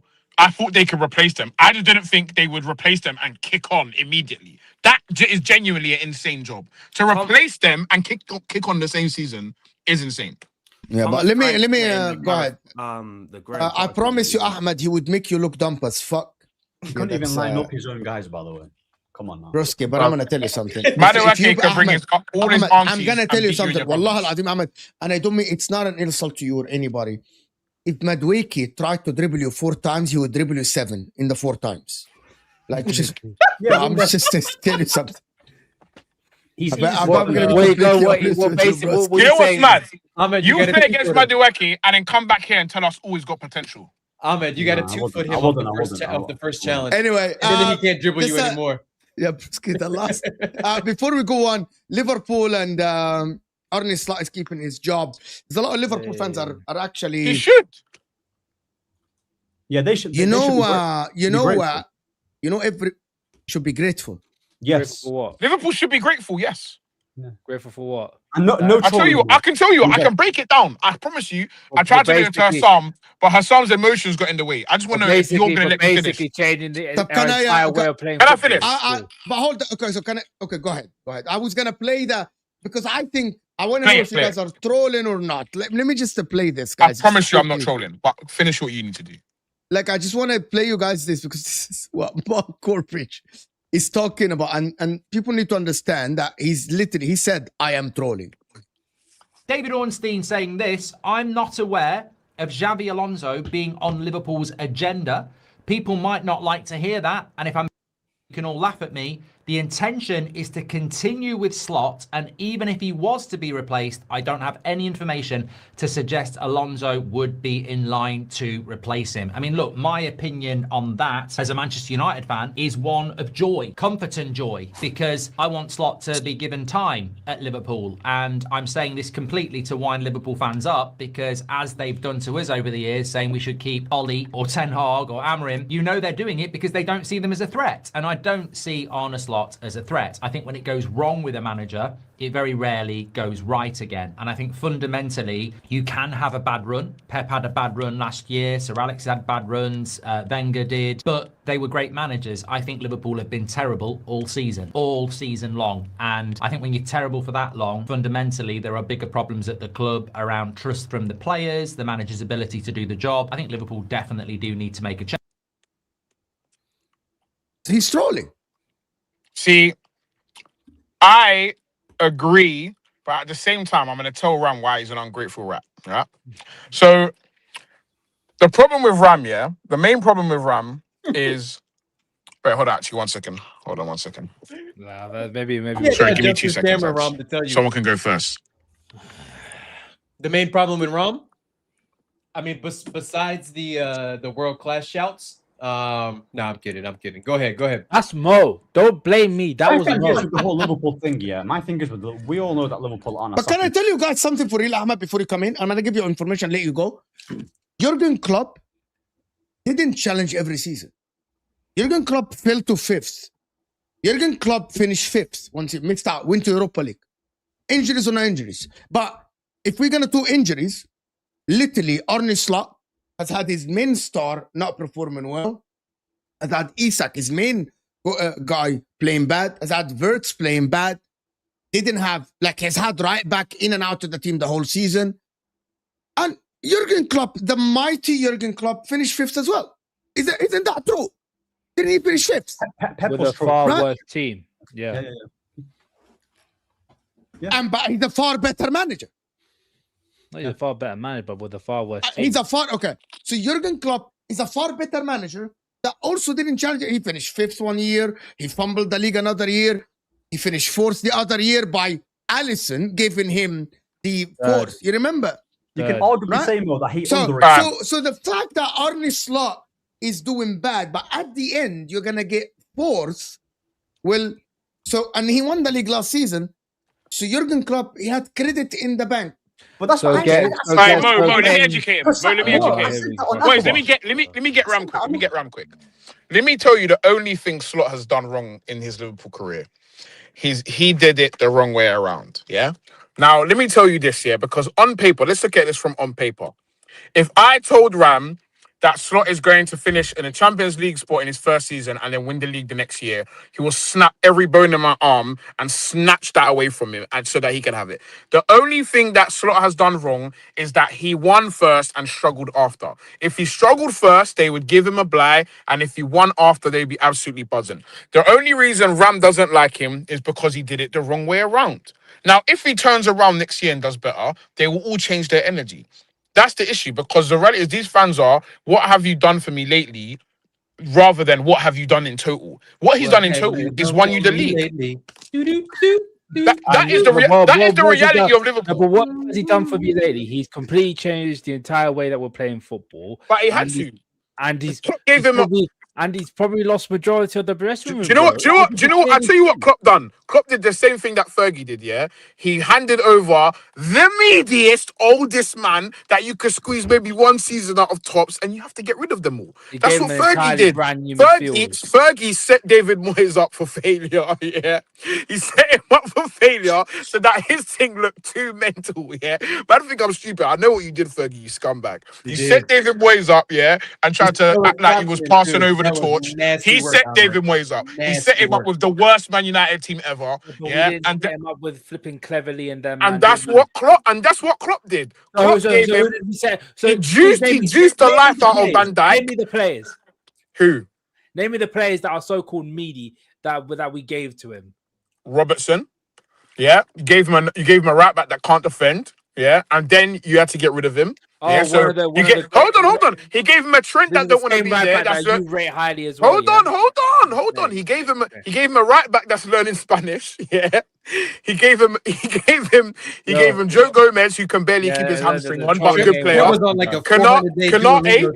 Canate, yeah, good player. Van Dijk, Asian leader. Left back Robertson, Meady. Yeah, then he gave him no DM. There was no DM at the club, and he said, "Here's Endo, enjoy that one, yeah, and try to do your best with Gravenberch, yeah." McAllister, good player. So Bosley was not a guy at the time, yeah. So you basically got a fail Bosley that won anything, yeah. Then you had he said Gakpo, he's from your country, deal with that. Then he said, Mo Salah, hold this old man. You might get one ungenerational season out of him. After that, his class. And who else did you have? You had no backup for Salah. You had no backup. You had Diaz. Sorry, you had Diaz for 5 minutes. And then your striker, who was your striker at the time? By the way, Diaz that he wants to get rid of. Yeah, he was. You had nine wingers. You had to play one of the wingers up front. He did his best. So now the squad needs rebuilding. You just need some patience. That's your problem. But also, by the way, but that again, you completely undid your point, because some of the players that we had at the team that won the league, he wants to get rid of as well. So explain that. So say that again. Sorry, I didn't quite hear you. Because some of the players that we had from the title-winning teams, they left because he wanted them gone. Who's that? Luis Diaz. Yeah, but that's example. one. You named one player. You said some of them, like Luis there's more than Diaz. one. Who Luis else? Diaz, Darwin Who Nunez. else? Obviously, Diogo Jota, he can't. You wanted Luis Diaz out as well. He I did what didn't you want Luis wanted. Diaz out. Ram. If you told me that we're gonna get rid of Diaz and we're not gonna get a replacement, then don't sell him. So do you not feel like there could be a potential element of you being ungrateful for a guy that just won you the league and is now struggling? Because it's not just the We results don't that I'm even looking take at. in what he Well, says in the press conferences. It's not. as well, I'm not. to be It's fair. not just the results A lot of that. the statements that he makes post-match or even pre-match. So you want him out? You want him out because he's not good at interviews? It's not even just that. If you like some of the stuff he So what says- is it? Because you said it's not just that, and then you said that. So and then I asked that, and now you said it's not. What else is it? Between not being good at interviews and saying stuff and living in some sort of fantasy land like Like Slot what? does Like on what? occasion. Like what? What was it, Ram? Was it you lost to United and he said, "Oh well, they changed their team lineup. What am I meant to do about that?" I think that's cheating. I think for you to drop the lineup and then change it is Again, cheating. when you No, not changed. As in, he's looked at their previous games and then they've played a complete different lineup from their previous games against Liverpool, and he's basically said that that's the reason they lost. What do you mean by that? I'll go try to find the quote now. So basically, what I'm hearing is you might be more clued up on a lot of his excuses that he gives in the media. I'm not clued up on any than excuses. I am, Ram. So you might be able to give a better insight. What's the Ram? Please enlighten me. Teach me. Again, I don't only look at the results based analysis. I look at what I watch for the football pitch. The fact that we almost everyone can agree we basically had the league wrapped up in January because I think Arsenal at the time I think they sort of like waved the white flag at the time. As soon as we changed our style of play, where we went away from the Jurgen Klopp style of football to sort of the style of football that we're seeing now, it's just showing that it's just clearly not working. The players aren't buying into it. And the fact that he's went from one style to a completely different one where there has no similarities. I haven't seen this guy implement this style of football in his entire career. Can I ask you a question? I'm going to play devil's advocate here, yeah? Because we've also spoken about a lot of the imbalances in your squad, yeah? Do you feel like potentially that like Slot hasn't necessarily been given all of the tools that, for example, he would have wanted or that helped? Okay, I'll put it this way, yeah. Let's say you're a club, yeah, and I come into the job, I do the job interview, and you know this is what I'm about. Okay, let's go. Okay, let's do it like this, yeah. You are hiring for a car engineer or car mechanic, yeah, and I tell you, I'm used to fixing German cars. That's what I'm good at. This is what I do. I fix German cars, which is Slot's play style, for example, yeah. And now you've gone out and bought a bunch of Ferraris. You bought some Mitsubishis and said, "Do that, fix that." And for me, that's kind of what you've done to Slot. The problem because you've got a very imbalanced squad, bro. It's very difficult. The problem is, if you're the German mechanic, we got players that he also signed off on as well. Yeah, but for example, you want him to play like Klopp. The players he's got right now, he can't play like that. What do you mean? Bro, it's like Ekatike, all these people you got now. These men are not what you had before. You can't play like that. No, but again, this is where he decided to use his style of football and signed off on all those players. Brother, it doesn't take. What's his style of football? Trying to implement total football, which is basically having our wingers high and wide so they can isolate the fullback and take on their fullbacks when we don't have any players that can do that.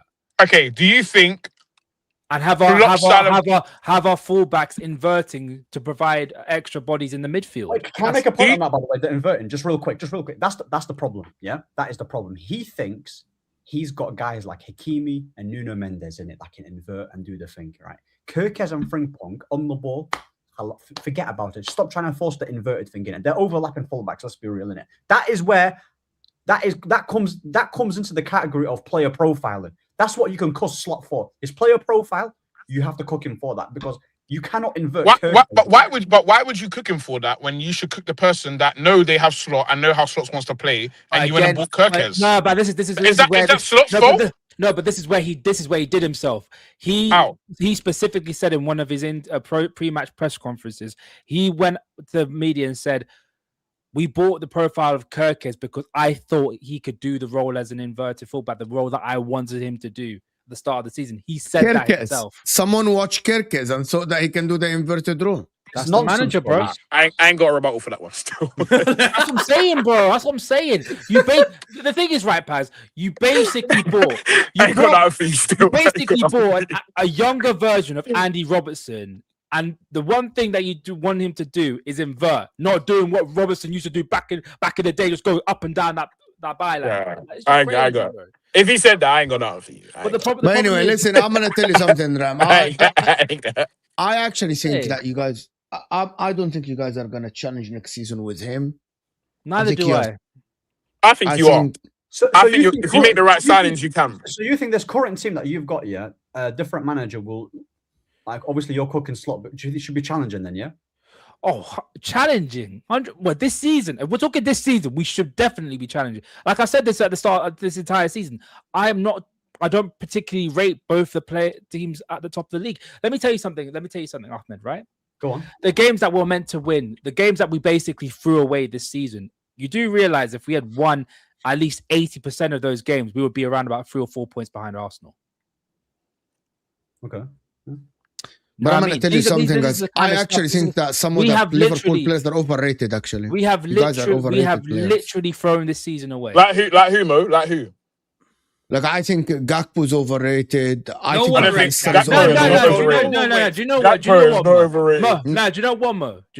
No. But hold on. Can I finish then? What the fuck? I asked a question. I spoke for 5 seconds. What the fuck is wrong with this panel, bro? It's going to prove your point on Gakpo. Yeah? It's going to prove your point on Gakpo. What is wrong, bro? You know what? Actually, I think Gakpo played well against Everton. Do you know why?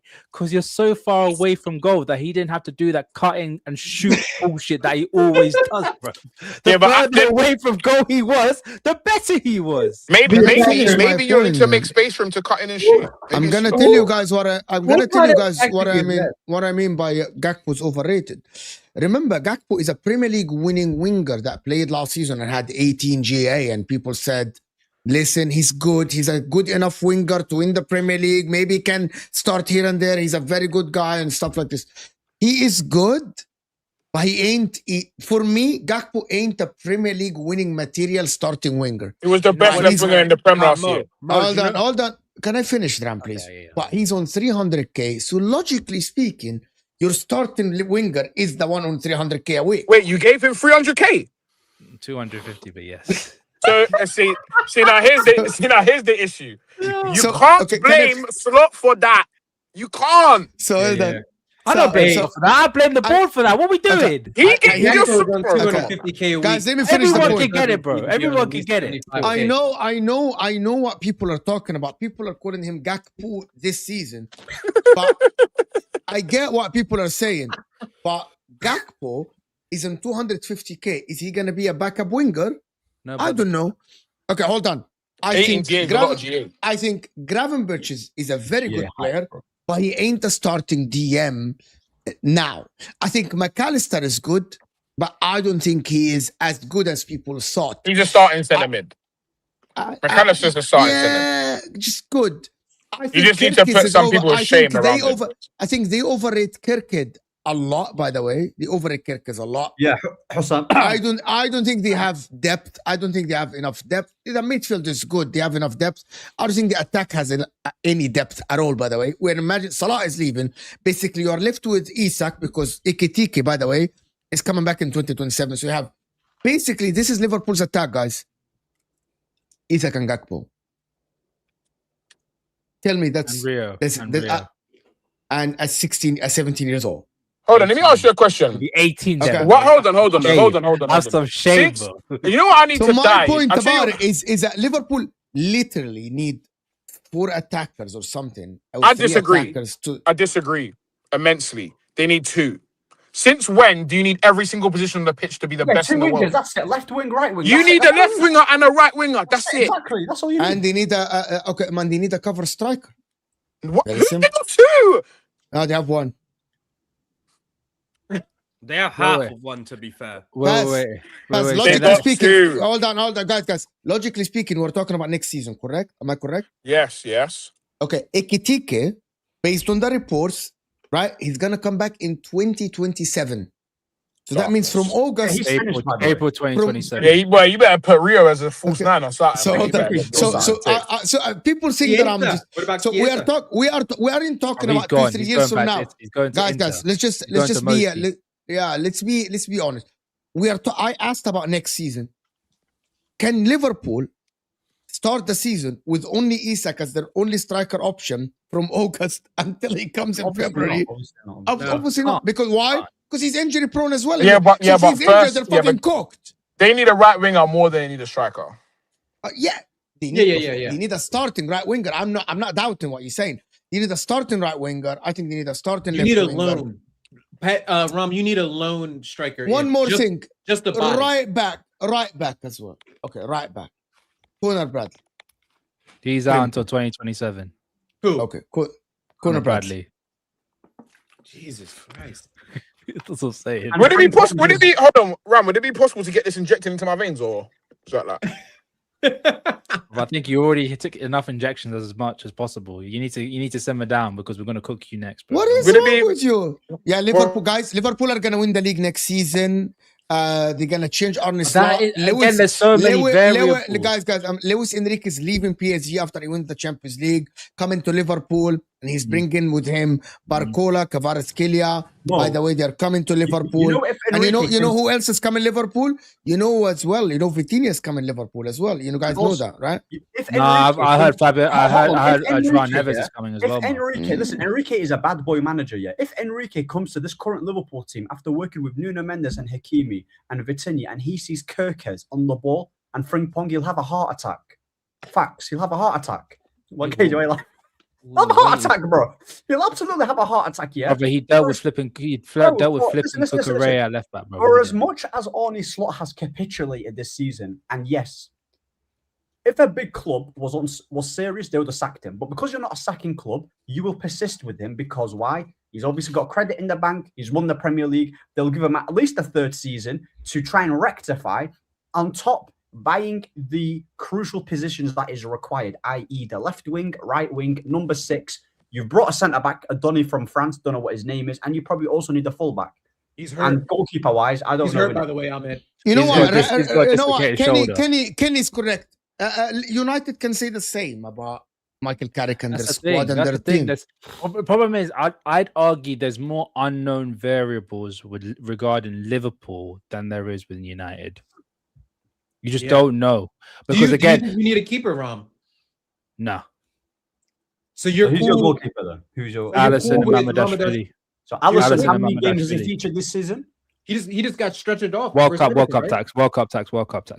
Then he just Alisson's get stretched done out off here, bro. versus He's saving himself for Brazil. Alisson's done, bro. Like he's done now. He's injured. He's saving himself for Brazil, bruv. We doing? But who cares? It's not Brazil though. We're not talking about Samba. We're talking about Liverpool, isn't it? Yeah, but he's not playing because he was saving himself for the World Cup, bro. What we doing? Yeah, but bro, listen. Simple as that. Yeah, Simple as that. yeah, but look. Can we His now, last World Cup with can Brazil, we now bro. Can we now go to Arsenal? Yes. No, Is that right, guys? I'm eating appetizers. I'm eating these I'm little. busy. We need I'm entree. busy. We need What I entree. will say, if we get it's a lot of ifs. There's a big if as well. You're It not depends on the getting transfer Elise. window. It depends on the transfer window that we have, Elise does not want to come and play for and it this depends on boiled all the eggheads and it manager, depends bro. on those 2 young players that we sign in the back as well. So Elise on his current form is going to cost 130 million. Elise on his current form would rather die than play for Arne Slot, bro. Who says? Okay, let me. Arteta has called out. I wanna start by saying one thing, guys. Hit that like button, people. Who do we think were the better team on the pitch? City, but not by a lot. Like they didn't blow Arsenal. I actually, Paz, will you get your fraud ass back on camera? Thank you. Pez, move the phone sideways. Yeah, but landscape, bro, not portrait, bro. I actually think You don't got the to way that you one. approached the game was. I thought Arteta was brave with his tactics. There we go. There you go. We need to see those tears Full up close in perspective, 4 bro. games. Full perspective that we got 4 of you, games. Pat. 60 frames per second. Say you don't feel. Oh, Yeah? we can make it full screen and see the teeth full Yes, screen, exactly. Do high it, Mo. Do it. definition. Mo, do No, it. it's all right. It's all right. No, Mo, do it. Do it. Full screen him now, please. Say you However, don't feel, yeah. did you guys But I see? said- Did you I guys, said City guys, by a guys, little bit. did you guys see the How much of argument a fraud? between Roy Keane and what's his name, Micah Richards on Sky Sports after the game Yeah. when they were talking about Michael Richards would beat him up though. but because of the encouragement. Watch this quickly. It's a 50 seconds clip.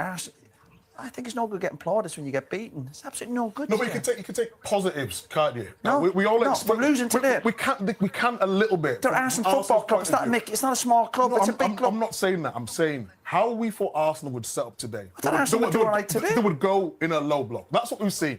If you look at Arsenal's last 5 games, they've not been playing well. In some games, they've been getting over the line. In some games, not. Today, they showed when they press and when they're aggressive, they're a better team. And surely you have to spin that, don't you, Roy, to your team? But you're not surprised Arsenal came and done well here today. It's not good getting on the bus and the train. It's not I think we should do that. It's a mentality. Do you want the plaudits or the points? What do you want? Of course you want the points, and we said that earlier on. But we're talking about a team taking positives going into the next game. What will they take and they from played today? a lot better. Right. Well, do you expect Arsenal to play as good as this in terms of offensive? Yeah, I did. Of course I did. They're top of the table. They're a good team. They're no.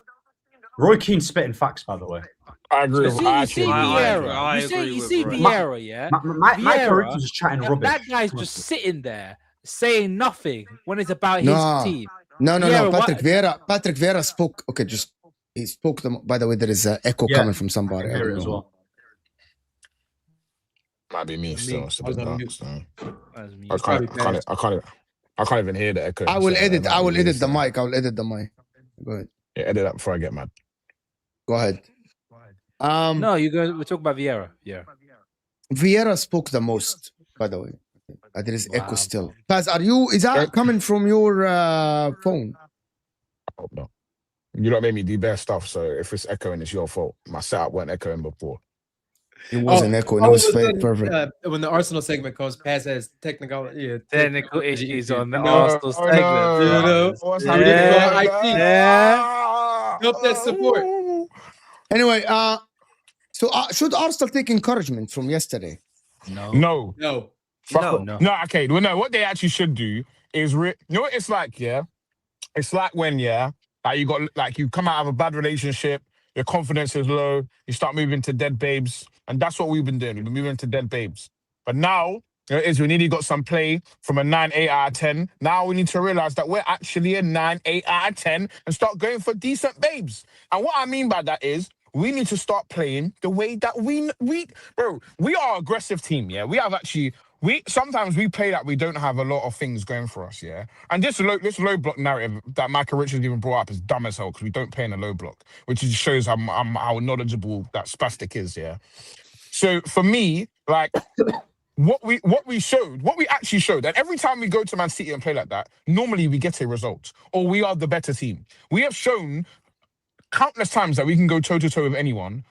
We just need to make sure that we're doing that to everyone because we have the players. But I also think at the same time, throughout this season, I think Arteta relies on Odegaard a lot.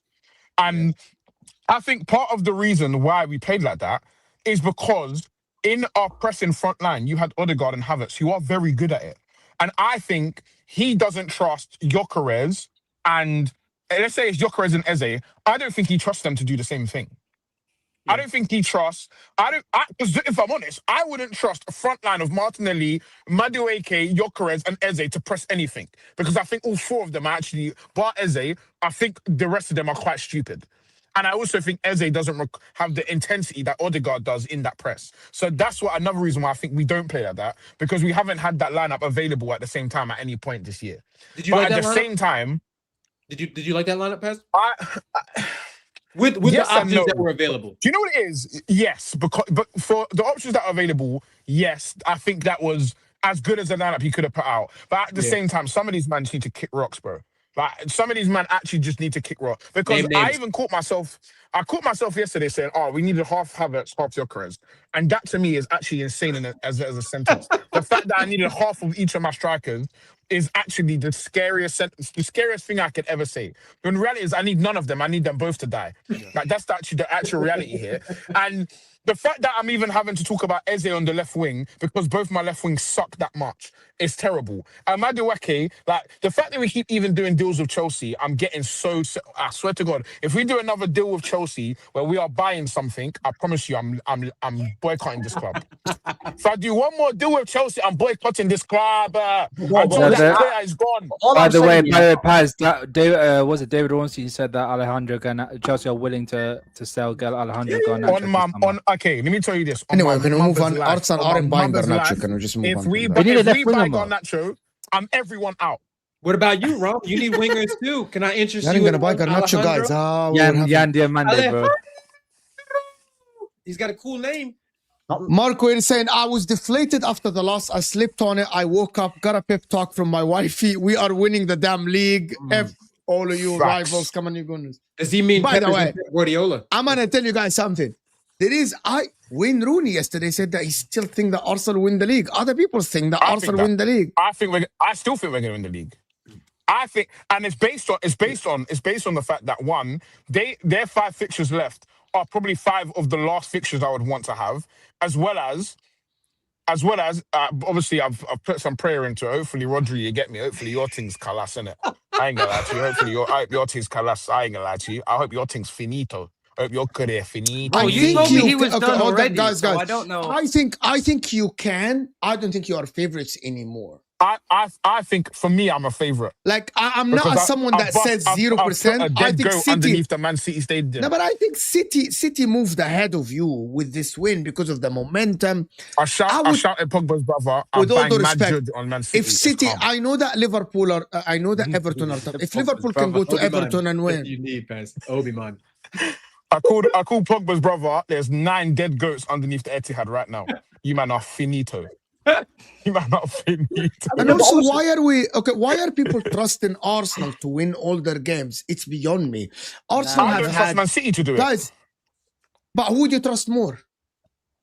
My club. Because now my captain's back. My captain is back.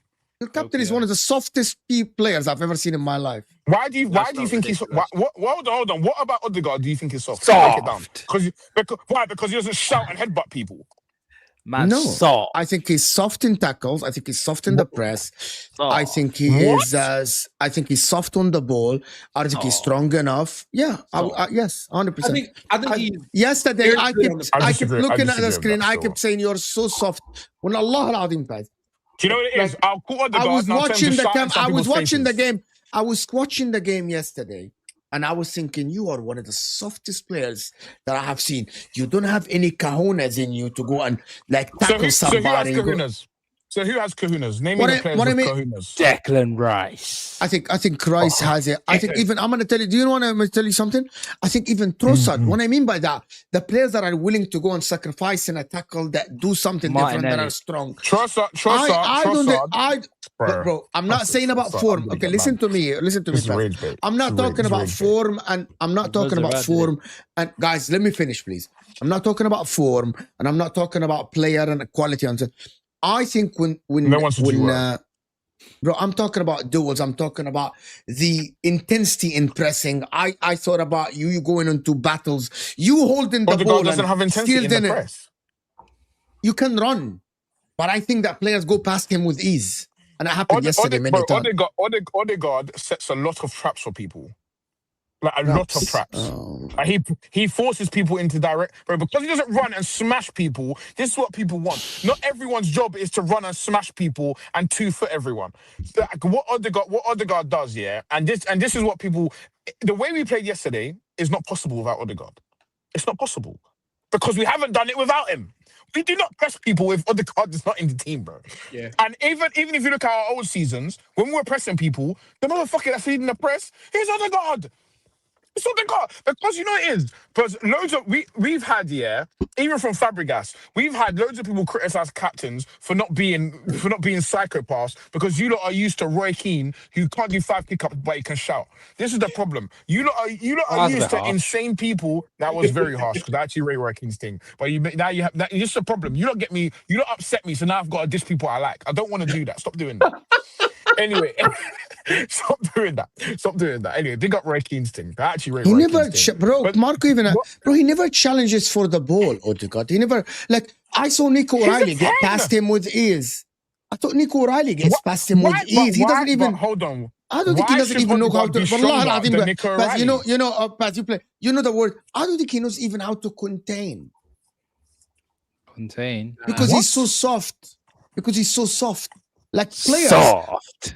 Because players are willing to get past him and make that couple of steps beside him because he's not tough. He's not a tough guy on the pitch. I don't think our problems are the fact that Odegaard is soft.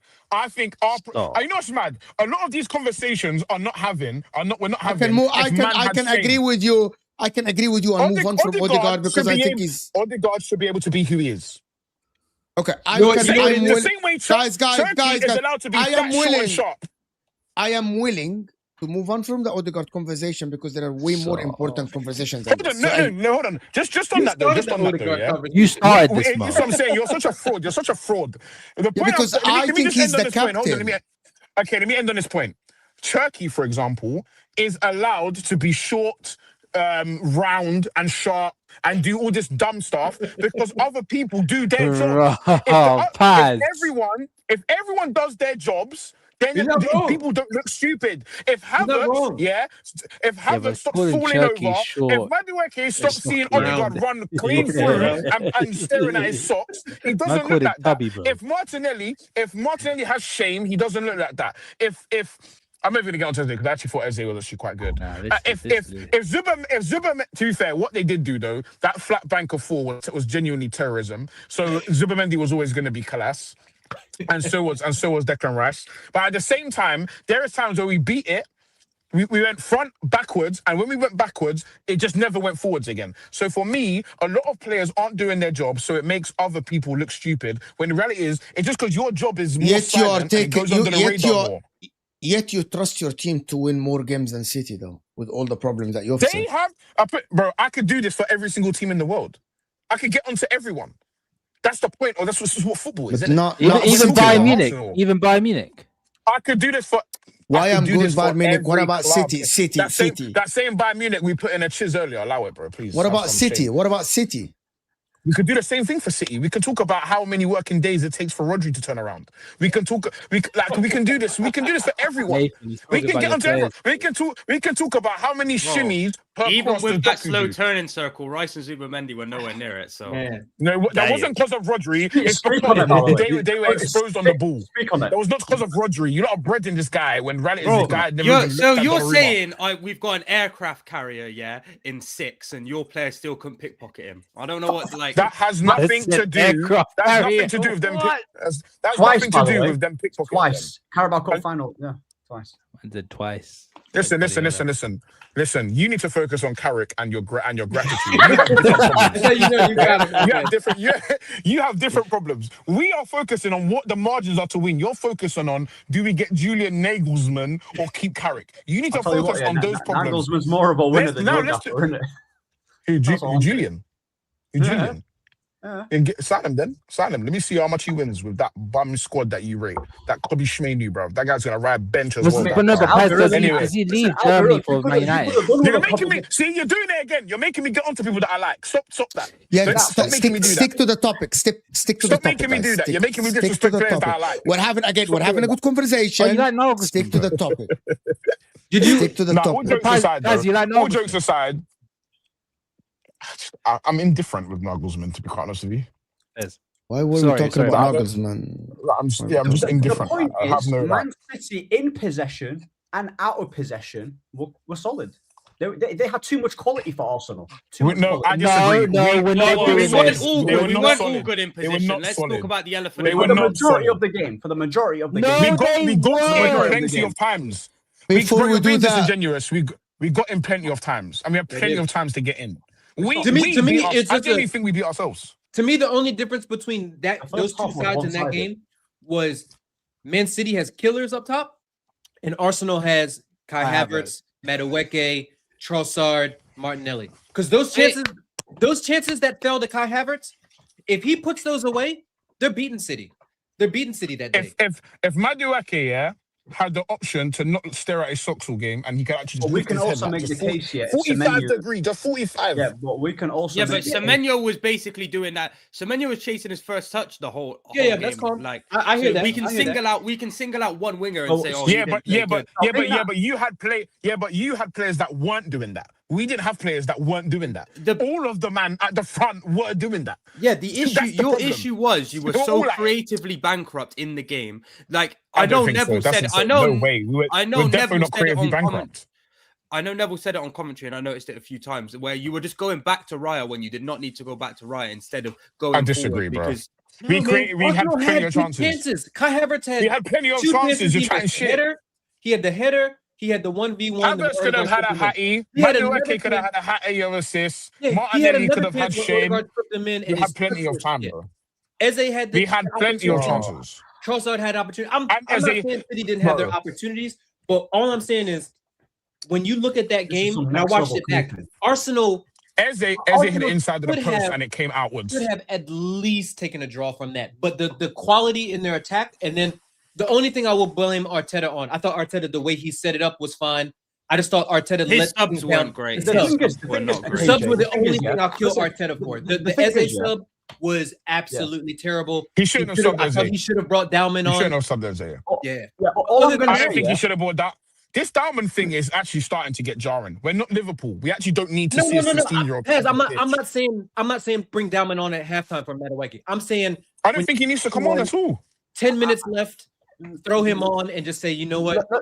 I think we needed to bring on Gyökeres. Let me just say something real quick. Yeah, I just want to say something real quick. Yeah, all I'm hearing right now is if with Arsenal, realistically speaking, Man City in the first half should have been 4-0 up.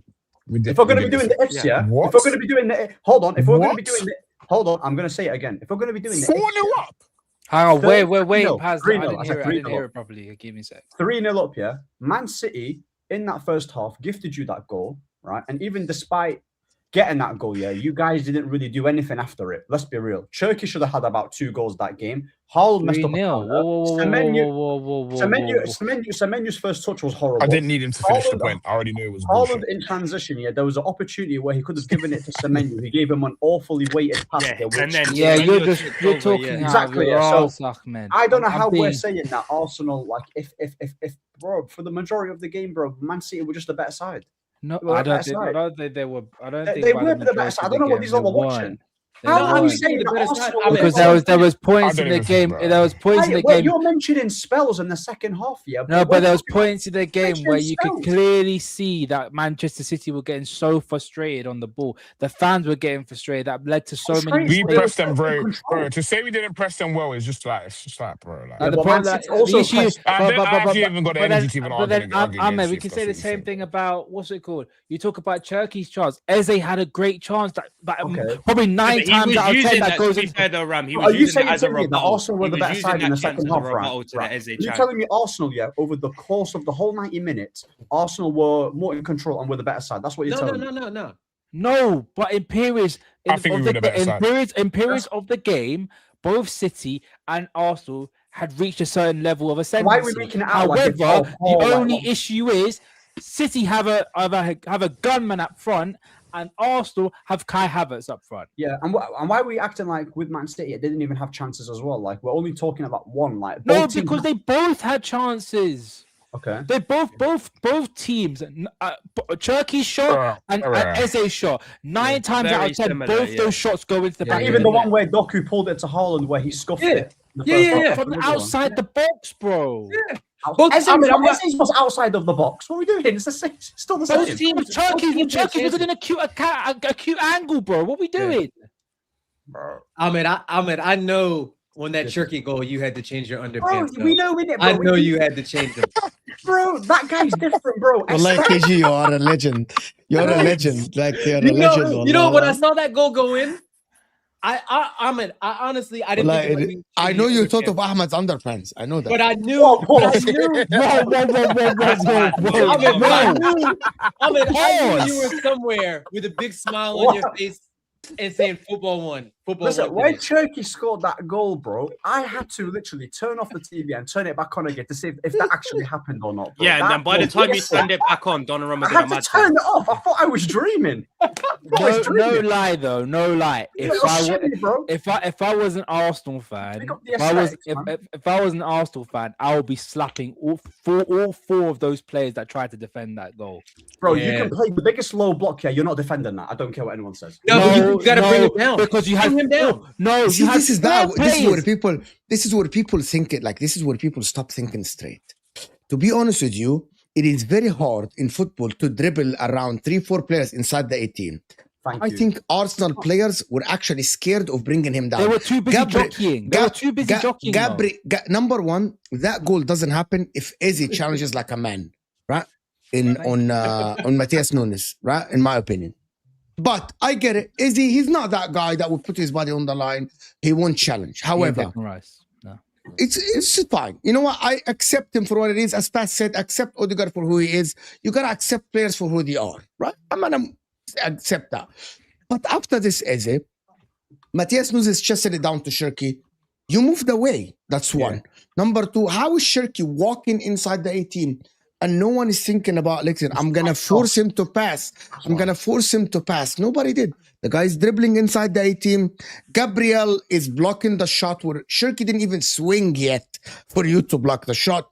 And he's turning his back on him. He did. I think that goal, normally, you wouldn't see that goal probably in 100 games more. You wouldn't see someone like doing Gabriel, this. That doesn't happen. It was Gabriel Hincapié, Zubimendi, and Eze. That goal doesn't happen. It's a brilliant from Cherki. Was also present for that goal.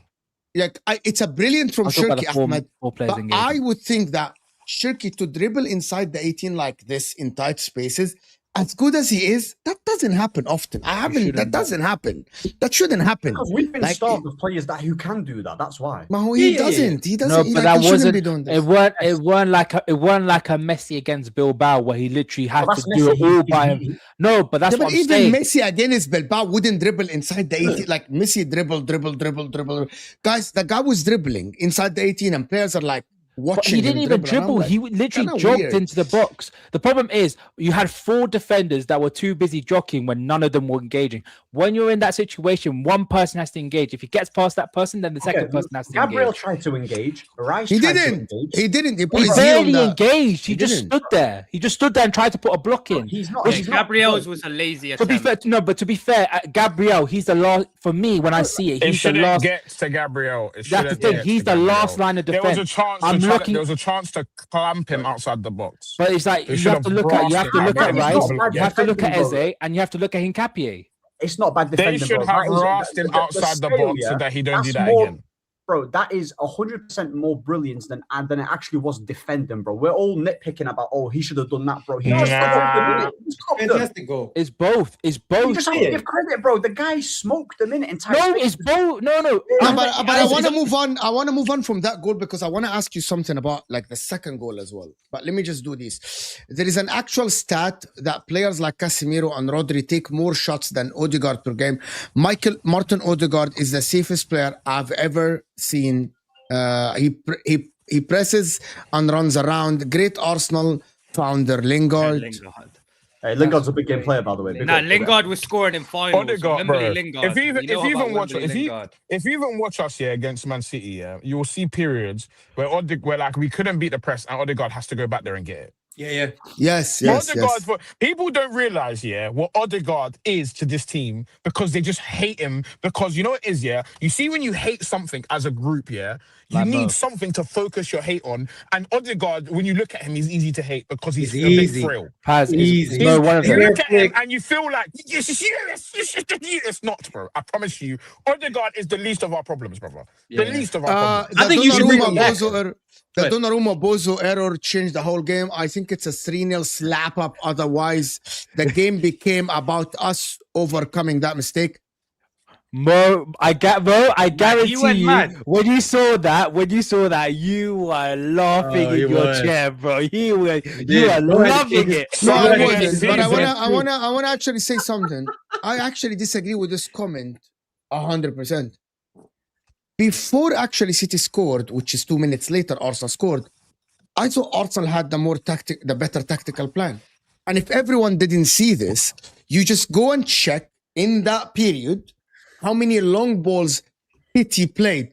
And you aren't going to tell me that Pep Guardiola wanted to go long in this game. No, he didn't. He was forced to go long. People want to pretend they weren't struggling. Like, it's just Like, weird. But, bro. City- but are we People wanna will we show- go in long because we Because like, Arsenal were pressing you. You or is went it long because you was yeah. pressing the fucking life out But of you. yes or no, were we going was also working. going long because of the same person that caused the error for Arsenal's goal? Were we going long? No, because it Donnarumma wasn't. It can't wasn't play because short? of him at all. It wasn't Are you- because wait, of him. Wait. Hold on.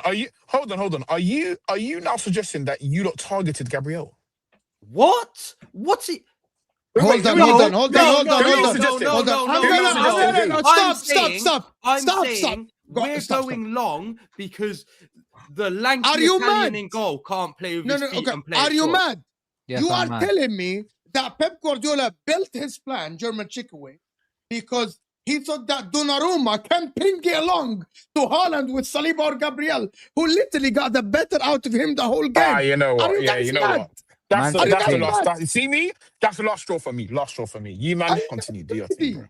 That's Are last you straw guys for me. That's thinking last that straw What for do Pep you me. mean last score? Guardiola Get back in, went bro. to- We did. Like people think that Pep Guardiola went into the game. Pep Guardiola went into the game and said, "We're gonna try to pass on the back to get it to Donnarumma, so Donnarumma can play along to Haaland between Stinks. Gabriel and Saliba." Are we crazy? That stinks. Nah, but that stinks. you could call it hoofball. We literally With all always due play respect- So football hold on, with hold on. Donnarumma Let me in ask you a goal. question. Hold on. Let me ask you a question. Yeah. So this is now where I'm gonna have to question like people's intelligence when I ask this question, depending on your answer to this. Yeah. So throughout the whole season, I swear to God, Pressure. if you KG, what if if you we're answer this deliberately question, trolling? if you don't see where I'm taking your logic here, I'm genuinely gonna be scared. I'm actually gonna be Go ahead. afraid Go ahead. of talking Go to you again. yeah? ahead. So I am. I'll get there. So over the last month or so, at least 2 months, City's pretty much worst player has been Haaland, yeah. And over the course of the season, our best player has been Gabriel and Saliba, yeah. So now, and also their most suspect player of recent has been Donnarumma. So now, what you're telling me is that Pep said, "I know. I'm going to pick my 2 most sus players in Donnarumma and Haaland, and I'm going to make my game plan around making my 2 most sus players go at Arsenal's most consistent players." Is that what man are suggesting right now? That's what people are suggesting in the What I am chat. saying, That's what people I'm are suggesting in the saying chat. is, it's Which always is makes me crazy. It's always If the so- same. if When so, you Kalas, watch, you man when got you it, bro. watch us play with Donnarumma in goal compared to when James Trafford's in goal, we will go long way more with Donnarumma in there than with Trafford in there. And When he was did never you go ever long over the last month? When did you go long? many times. Are you You guys? got There's it, bro. many times where the guys- ball I just want- gets I want guys launched to say- long to guys, absolutely I nobody. want guys to You think. got it, bro. So Pep Guardiola is going long for Haaland against Gabriel and Saliba, and you guys think that Pep Guardiola did his plan? You guys think that genuinely? That's for one is blind. You lot got it. I don't You think look that was bad, the bro. plan yesterday. I think Yeah. situationally when Arsenal came out and pressed them very high, then it forced Donnarumma to go long. But I don't think Yes. Yeah. I don't think you Um, ever. I don't think as good as the battle was between Haaland and Gabriel, I don't think any manager would say that's what I want.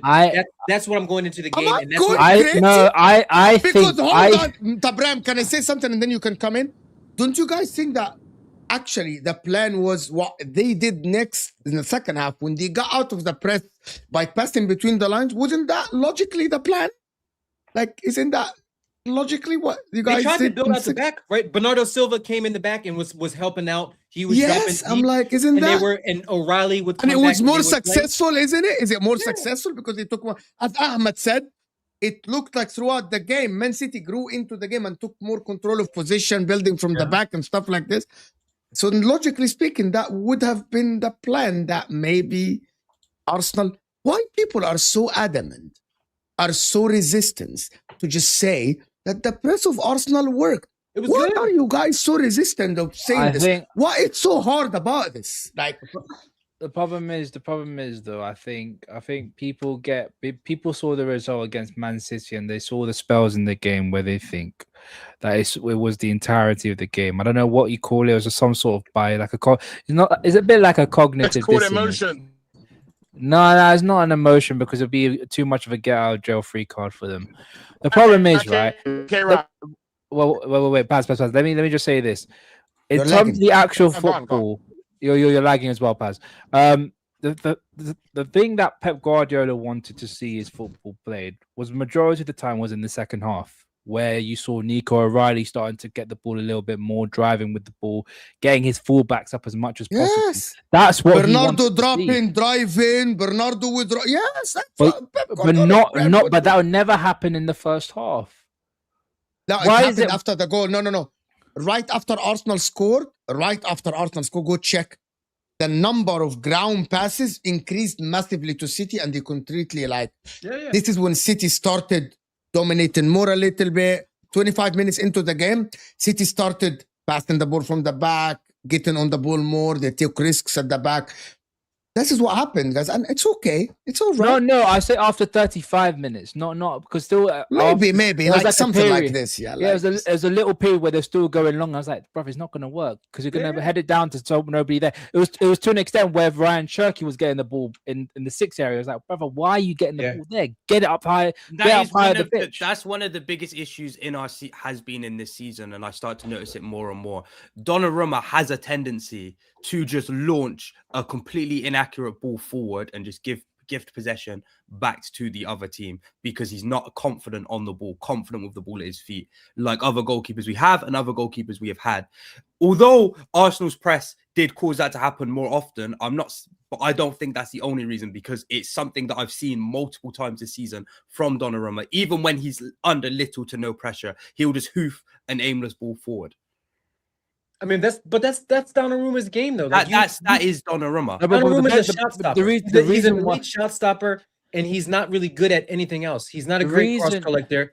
He's not great with the ball. You remember when I said that he's signing on the season? The reason why, and I'm gonna tell you the reason why. It's very simple. City stopped using him to play long balls.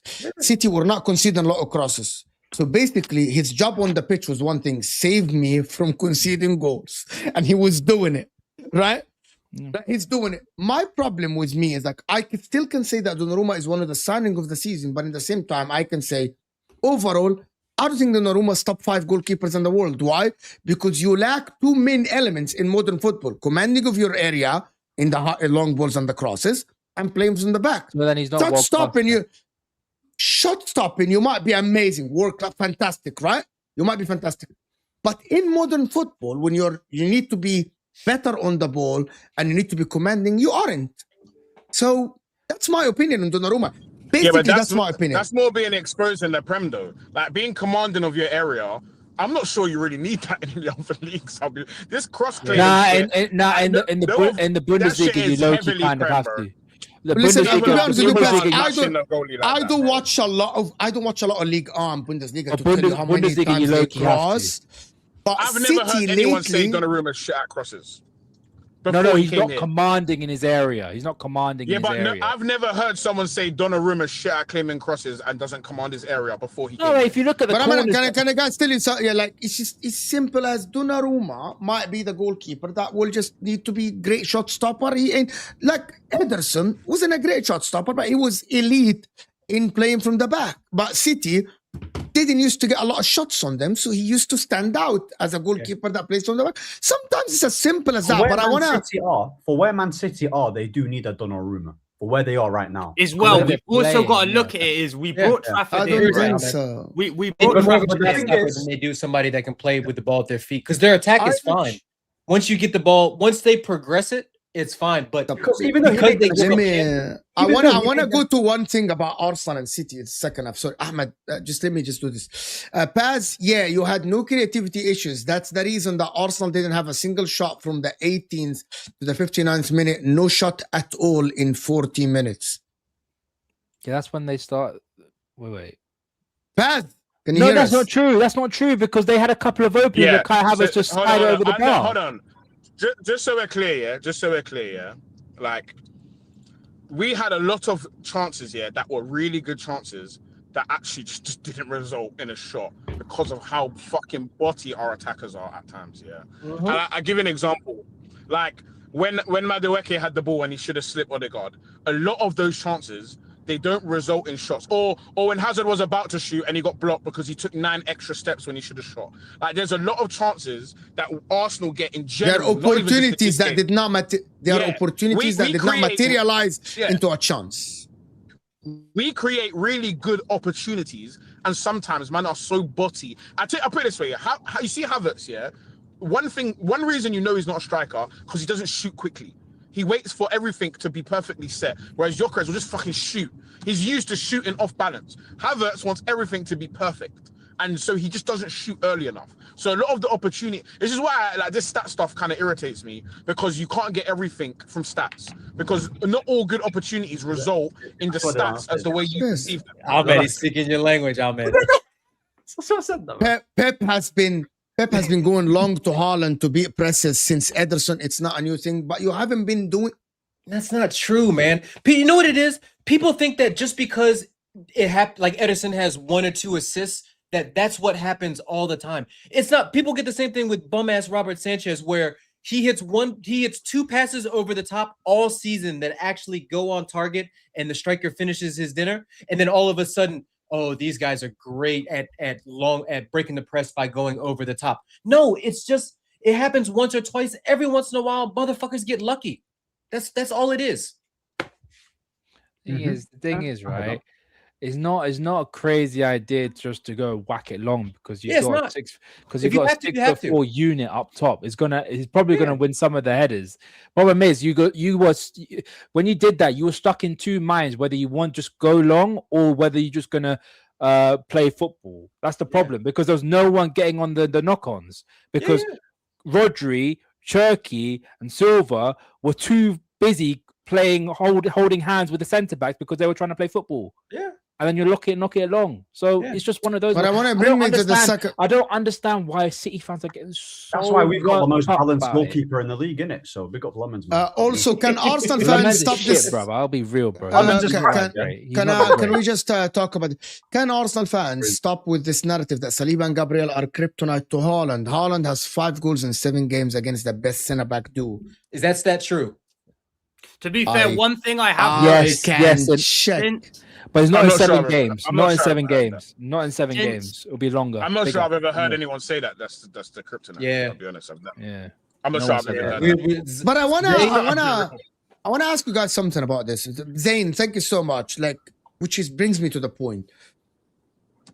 I see a lot of people blaming Martinelli for pressing Gehi when he was supposed to stay with Nico O'Reilly, blah blah blah, all the stuff. But James actually broke it down and said that our right winger press the center back and our fullback go up and we go 1-on-1 at the back.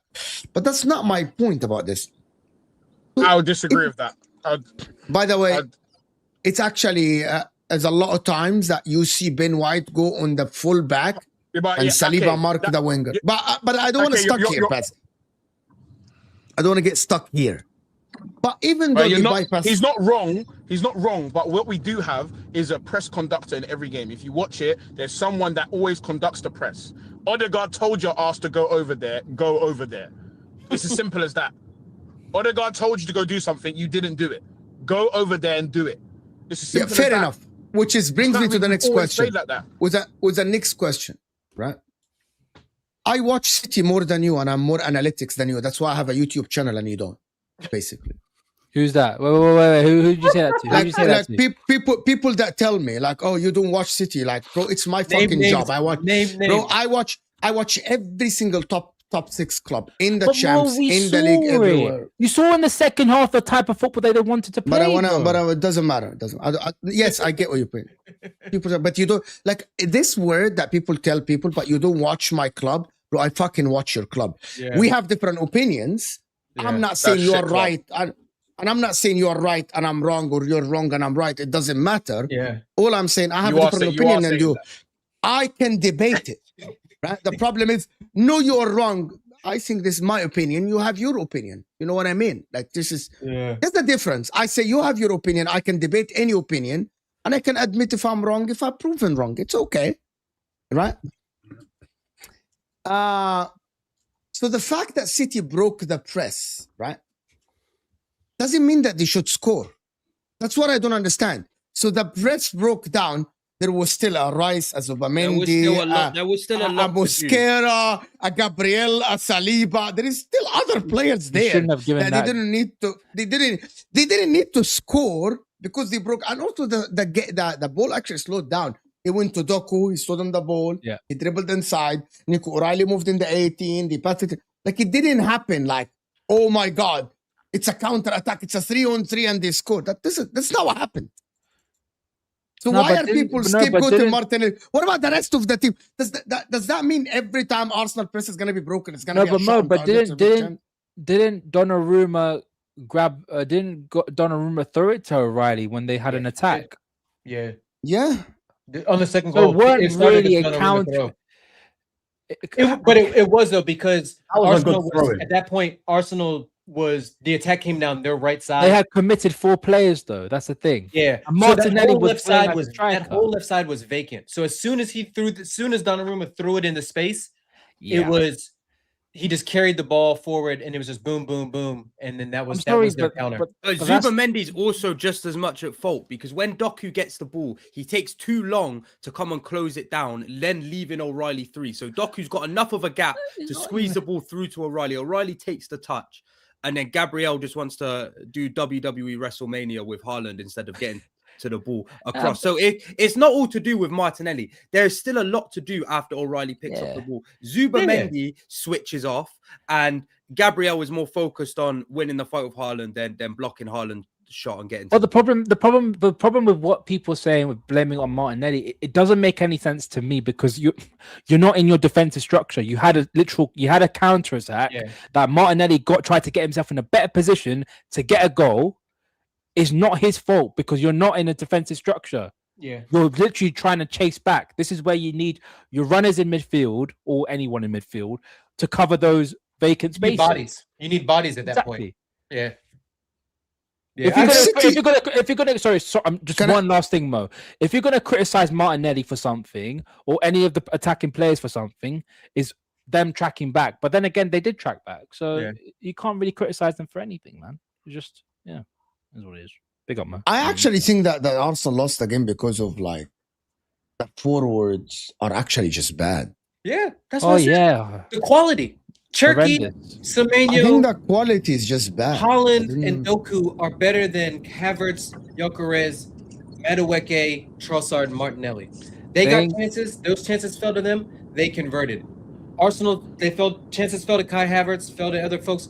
They didn't convert. To me, that's the only difference in the game. Another comment that I think, in my opinion, is completely wrong. I just watched the goal again before I actually come into the show. Normally, for the people that actually watch football and play football, when the fullback is beaten by the winger inside, the midfielder has to come in to close it, because otherwise it's a free shot for Doku. Yeah. So Zubamendi was the correct to step out for actually to cover, and everything that happened in that goal is correct. Zubamendi stepped out for Doku. Saliba shifted to cover O'Reilly, and Gabriel was marking Haaland. Basically, Nico O'Reilly had a great first touch, squared it, and it's as simple as that. You know what I mean? And Haaland tapped it in. Like people talk after the fact. Watch the goal again. If Zubamendi doesn't step up, Doku already beat Mosquera. He's already gone. It was Mosquera or Ben White. I can't remember. Mosquera was already gone. He beat. Mo, my main issue is that Saliba's the one that's tracking Nico O'Reilly. Can I ask you something? What is Rice in this goal? What happened to Rice? He's on the edge. He's on the edge. He's on the edge of the D, no? Pause. Yeah. Doing market. Is there anybody there? Is Rodri there? That's why. No, but that's why I say that should have been Rice. Bernardo there? Is like basically O'Reilly is the auxiliary runner in that team, so that the midfielder has to go and cover that run. Yeah. So on a defensive perspective, Rice has a lot to blame for that goal. I know Ahmed's gonna really go into on that because I know he has a rice agenda. Because even as well, I know he doesn't get to the ball, but Rodri Look at gets Ahmed. into that ball. So He's guys, Ahmed is like, here we go. Let me write this down. He did. He did. Listen, bro, I didn't say it, innit? I'm just listening. I'm an So active can we get your listener. analysis on the goal then, and who was at fault in your own words? The midfield, innit? The midfield, bro. And who's in that midfield? Rice, baby. Okay, there we go. We got our clip, guys. Got our clip. Very simple, innit? I've seen it even in the Carabao Cup final, like Rodri, Bernardo Silva. They just cooked that midfield, innit? On the ball. I thought Bernardo Silva was fantastic. No, that Bernardo Silva performance, Ram, that reminded me. You know when we beat you in 18, no, 19? Nathan, no, I'm sorry. What did you give that guy? He's definitely on some PEDs. You know when we beat definitely on when we something. beat you in 18, 19, 2-1 at the Etihad when Stones cleared it off the line. That was that exact same performance. No. Do you know what? How is it? He's definitely Mo. I'm gonna actually make a petition. I'm gonna ask the Premier League to investigate Man City because that guy is definitely on something. He's bro. the Duracell bunny, when he was running back against Kai Havertz, on God, I thought that was Kusanov. I did too. God, I thought that was Kusanov. When I saw Bernardo Silva, I was like, no. He's always been like that, though. He's always been tested. He needs to get tested. Nah, he's always been like that. He's always been a tenacious. Brother, Kai Havertz had a good 10 yards. Havertz ain't quick though, isn't he? He's slow. No, but Havertz ain't no slouch, bro. Havertz is a strider. He's got long strides. I mean, what Ram is saying and what I agree with is not the fact that Bernardo would put in that challenge because Bernardo is very feisty. It's just the fact that it was in a foot race. Havertz got ate up by Bernardo in that situation. Like I remember. Yeah. I thought the exact same thing, Ram. I said, yo, Kusanov ate up that space. And then they were like, that's Bernardo Silva. And I was like, yo, I got to get my eyes checked. Can I just point out something for the people in the chat? Okay. If you didn't think, if you're watching this and you don't think that Zubamendi shouldn't have stepped out to Doku, football is not for you because Mosquera's beat already. And I want you to imagine if he doesn't step out, the amount of space Doku will have to take a shot here, right? So people that watch this, Declan Rice was marking Bernardo Silva, by the way. Everything that happened in this goal, sometimes you'll have to just say, basically fair play. This is basically what happens when your fullback gets beat one-on-one inside the 18 like this. I think Mosquera should have showed Doku the line, not inside. And he showed him inside and he got beat. That's the reality here. It's just true. Sometimes you'll have to admit that it's a brilliant goal. I want you to imagine if Zubamendi is stuck. That's a clear shot for the winger right there, and you aren't going to take that chance. Basically, you'll have to admit it was just a brilliant. Mosquera made the mistake by showing Doku inside, not to the line, which is normally what fullbacks are being asked to do. Yeah. Show the people. I didn't. And by the way, I'm going to tell you guys something as well. Doku being right-footed and Mosquera showing him on his stronger foot inside the pitch is the mistake. But he's right-footed. Mo, he ain't. I didn't. Am I wrong, Pat, in this? Am I wrong? I think it's easy. I think it's easier said than done. Like, there's a lot of space on either side. Like, it's easier to. It's the thing, yeah. Like, in order for him to show him down the line, there needs to be someone that cuts off the inside. And for him to cut off the inside, he now needs to come out of position, which then leaves the space for if he goes down his weak side, he can then come back in again. So for him to cut off the inside, he'd have to step up and cut that whole inside off. And he'd have to step out of the back line. So what you're asking him to do is actually quite difficult, which is why you need your winger back to help you. Which is why we don't leave our fullbacks isolated, because all these fucking wingers are inverted, and for us to show them down the line, we have to cut that off, and that requires two people in today's But the game. problem is, especially someone like Doku. The problem is, Paz. The thing is that I have to give you that Doku creates that chance for Doku creates the space for himself by just but the thing is, the ask is too big for me. Everyone knows that Doku is a very heavy one-footed player. Like, he's not great with his left foot, which is why I'm looking at Mosquera and like, you did your homework. Why didn't you show him down the line, like cut off that space? Because that's easier said than done. Then everyone would show him down the line. You gotta remember too, Mosquera was on a early booking. So he was. I But the- forgot can't about get that. but another thing as well. By the way, before that booking, the harassment that Mosquera was putting on Doku, he looked like he was wanting to fight, bro. I'm not even gonna lie to you. If he didn't the get that only one. booking, I don't think there'll be any. I don't think there'll be any Doku anything. So for me as well, yeah, that's the thing as well. Like I think people also discount the level that these wingers are on and the speed at which these people are moving at it. So for people to say, "Oh, he should have done this," it's too big of an ask, which is why people get doubled. Saka gets doubled, and people are, show Saka the line. It's easy to say that because you're not actually looking at the vibrations that these people are moving at. You need two people. Plus, Mosquera isn't short; he's a big youth. He don't move at the same speed as Doku. Yeah. So if he shows him the line, all Doku's gonna do is gonna go left, but because he stepped up so much, there's space for him to then come back in on his right foot. It's not like he's showing him down the line and then he's going to be on the byline. He's not going to be on the byline. He's going to be at like equivalent as the 6-yard box, which means he can come back on his right and then take a shot on the right anyway. So realistically, he just needs to double up. Like that's actually what needed to happen. Like he needed to be doubled the same way every other winger in the league is doubled. Yeah. Well, so listen, for me, I'm just the last question for win the show. If City win the league, are they the better team that deserves the league? Yeah. Oh, I know where the premise of this question is, Mo. You're such a sneaky guy, Mo. You think you're sneaky. The best team in the country. Shout out Egal. Shout out Best team Egal. wins the league. The team that finishes top is the team that deservedly wins the league. Yes. I mean, everyone picked 8 of their players out of 11, so they were whether they win or not, they were the better team. Oh, this guy, I swear to God, this guy. I'm just saying, like, but we don't need the league to decide. We already decided, like, their team is just better. What a team! So you're just going to give up just like that, Paz? Wait. They won the game because Erling Haaland had a moment, had a chance, he was clinical. They won the game because I did not think they were the better team. They won the game because Erling Haaland had a moment, had a chance, he was clinical. Our players, when they had their chances, it hit the post 2 times. There was an opportunity there where Odegaard, Martinelli, Havertz, all were there to take a chance. Those are not the guys you want in your team to take the chances. If anybody, you want Eze to still be there to take a chance. You want Gyökeres to be there to take the chance at that moment in time. And unfortunately, the players on the pitch, although technically their levels were better and it helped us in the build-up play, helped us get more control of the game, helped us play a better game, it just wasn't meant to be. I could see here criticize referees and talk about red cards. I could see here talk about other things. But the reality situation is it was a 50-50 game. I thought we were slightly better than them, but they got the 2-1 win, and that's football. Sometimes the better team doesn't win. And if we don't win the league, the better team didn't win the league. How are you?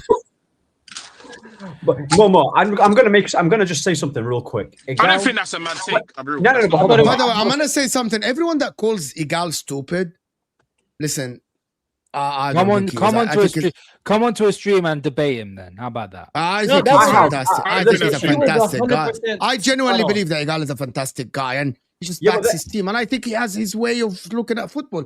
There's a lot of others that actually say mad stuff as well, but nobody looks at them because they don't support Arsenal. Because they haven't. How about Man United fans? How many Man United fans we see that they said, bro, Man United fans said the strangest things, and people. Yeah, and how many people Chelsea fans as well. What about Chelsea fans saying mad stuff as well? No, but I also need to. I want to say this. How about a Liverpool fan called Don Osam telling me McAllister is world class, is one of the best midfielders in the league? Like, how about that? Yeah, but okay, that's cool. But this guy that called Don Osam, bro, always does these things, bro.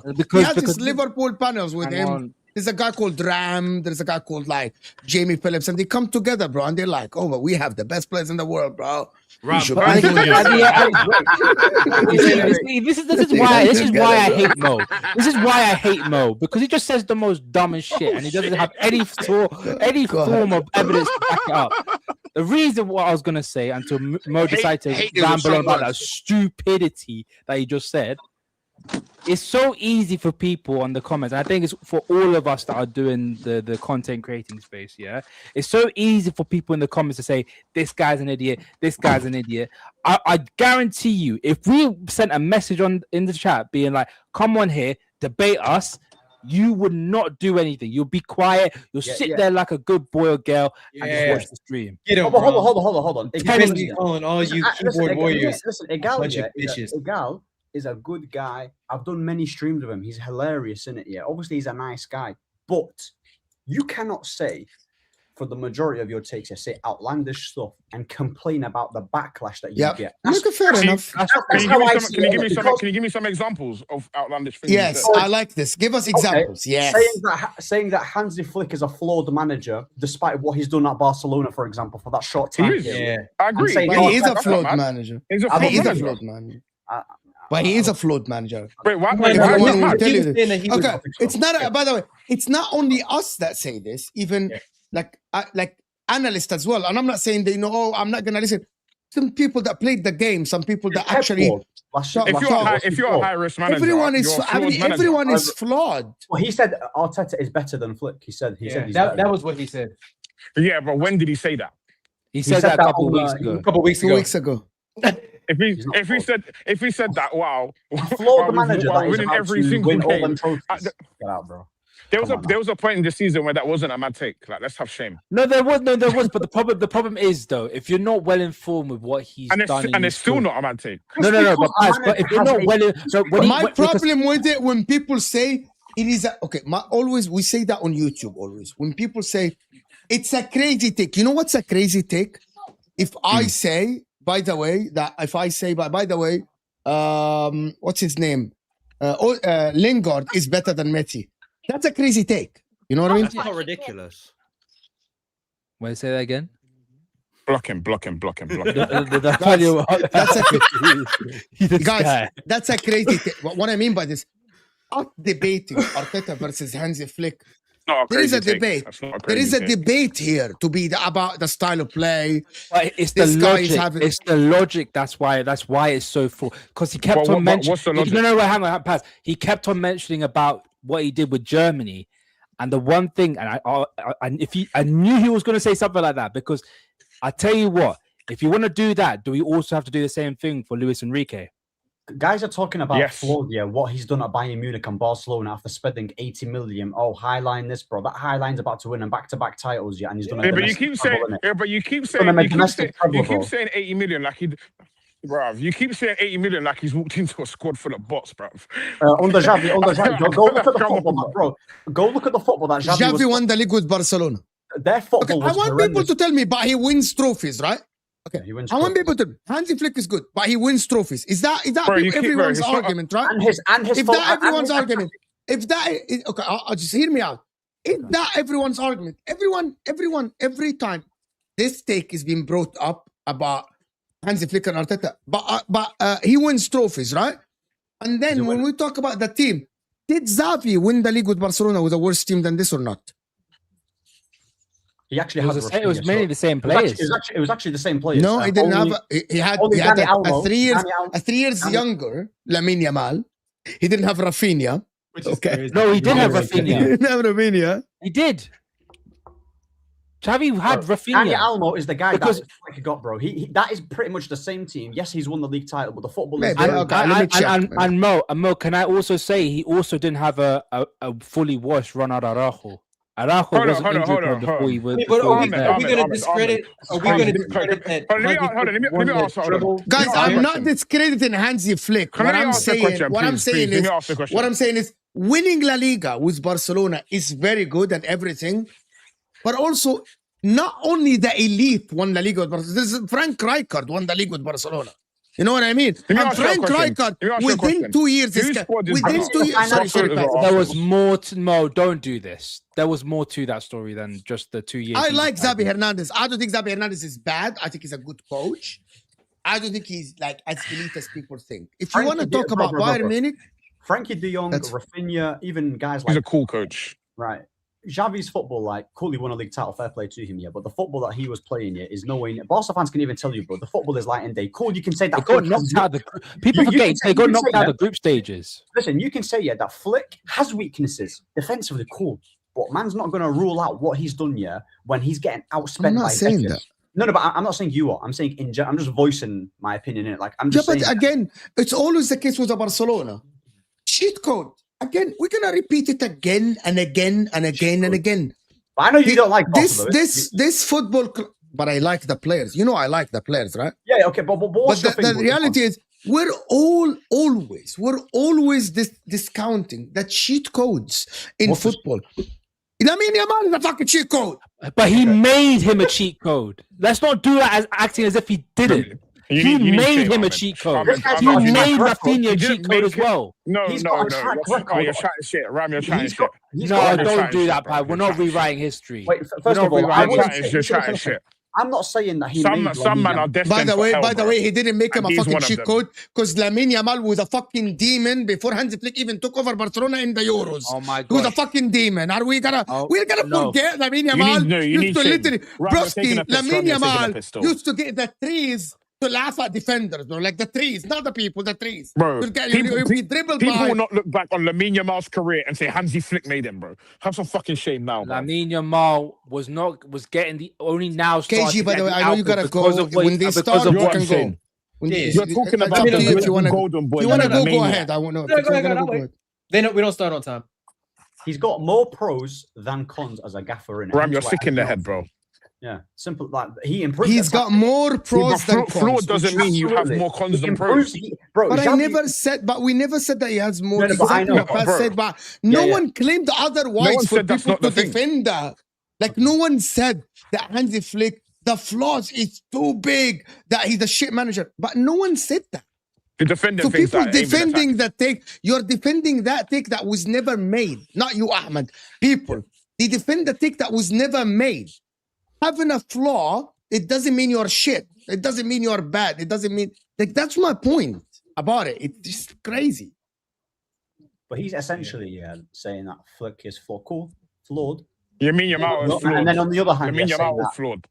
And then Arteta. I mean Yamal was flawed. Messi's flawed. What are we doing, folks? What are we doing? Like Hansi Flick's CV, he's actually won trebles at Bayern. He didn't play that crazy high line at Bayern. Like he's a more renowned. He's got a better CV than Arteta at this point.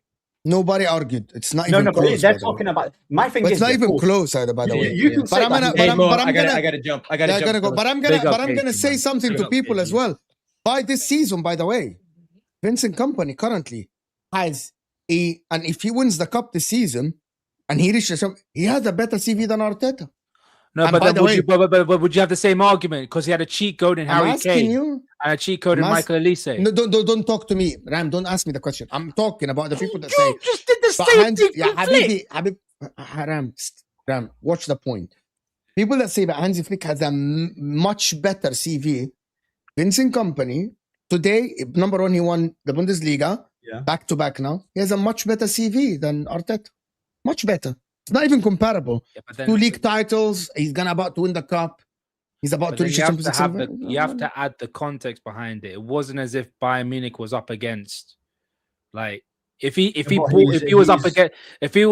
Munich was up against the Leverkusen team of that the invincible double season, then there will be a lot more praise given to the company. Has got his team playing stylistically, bro. I watched Tuchel's Bayern. Different. Yeah, but Tuchel's many things in as well. I want to repeat again about the stylistic way of playing. You know that one of the easiest thing in football, guys, and I promise you this, wallah, if you have the best players in a league, and we're gonna all push forward, leave 2-2 at the back, and we're gonna outscore you all the time, like what they did against Real Madrid. That's the easiest thing in football, by the way. You know that the easiest thing in football is to have the best players and attack, and actually get the best defenders and say 2-2 at the back. By the way, Mo, this Bayern Munich team that we have right now is comparable to what Pep had when Bayern Munich took everything from Dortmund. It's the same exact thing because they took the best talents from Germany. Tom Bischoff is one of them. There was another one. Stanisic was another one as well. So they have taken so many talents from the Bundesliga and basically revitalized the squad and made everyone Rica. So it's the same exact thing. That's why I wouldn't give Kompany as much credit compared to other managers, in my opinion. Obviously, with Igal, obviously because he's an Arsenal fan, he's social media quite present. Whenever he says something that's not like correct here, it's just the argument. He's obviously gonna get cooked for it. It's just the name of the game, bro. Like my tweets here, I'll say something, bro. The comment section saying you twat. So you got to firm it sometimes, innit? That's how. Obviously, he's also got an American accent, bro. Canadian. Oh, okay, yeah, which also doesn't help because I know, I don't know why when he has an American accent that is Canadian. Bad. I promise you, if it's an English-dominated sport, when Americans or Canadians say something about football, man, I start dying it. It's funny when you actually play football. I actually don't think that English people know football as much. Okay, you're insane. You're insane. Very evident. On average, but by the way, I'm not saying that the Americans don't know football for one reason, because they are new to football and they haven't watched football enough. But if people that watch football for years, I've known people that are in America here that have watched football since that, and in the Premier League, they've been Arsenal. For example, I've had my friend, he's 44 years old. I've been an Arsenal fan since 93. 94. On average, Europeans will be the most knowledgeable, bro. Arabs will be the most knowledgeable, without a shadow of a doubt. Impossible. Over Italians, absolutely. Over Italians, you're actually Arabs will be the most football. Over Italians, me and Osama talking about the average kid in the streets of Egypt would definitely be better in football than the average kid in England. But there is a difference between Italian. The Italians are not great. You are insane. You have never been to Egypt. Wait. You think the average kid, the average Arab kid is better than kids in Europe? Nah, you're insane. 100%. I don't think you're top 5. Without a shadow of a doubt. I don't think you're. It's not even top 5. Listen, I'm gonna tell you something. The average kid in Egypt is better than the average kid in England in football. You don't even have access to the game. You don't even have access to the game. We do, but there's one more thing. We played with cans of Coke as football in the school playground. Exactly. We played with socks. That develops much better than Europe. 100%. I promise I will get you multiple people. 100%. Yeah, and they'd all be Arab. I promise you, it wouldn't even be close. It is much closer. You would. I don't think it's actually better.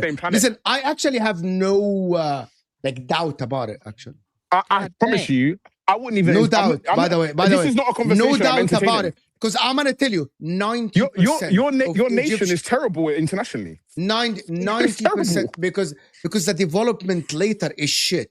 The corruption is shit. What does the corruption is shit? But the corruption, so it makes your team shit. 100%. You don't have access to the football education to even have that. No, but Paz, you can argue that because one of Italy's greatest downfalls is that it was the corruption. I'm gonna tell you guys. Corruption. Italy are present at one of the international competitions. 90% of Egyptian kids grew up playing football. By the way, 90% grew up playing football. I doubt. This is an emotional. I'm gonna tell you. Paz, let me say the statement. Paz, 90% of Egyptian kids grow up playing football one way or the other.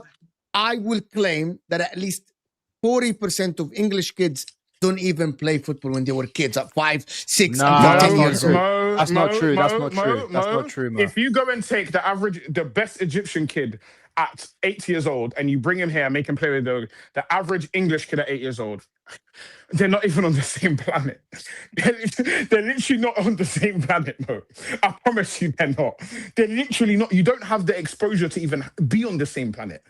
Because you don't know the business of this game. That's why you have that opinion is very shallow and ill-informed to even suggest that the average Arab kid will be on the same level as someone that has access to football from when he's not even 1 year old. Doesn't even make sense. But you are talking about the people that go play for clubs and stuff like this, but you don't know what I'm talking about. The difference between me and you, I lived in Egypt most of my life. You never been, so you don't know what I'm talking about. And you never lived in England.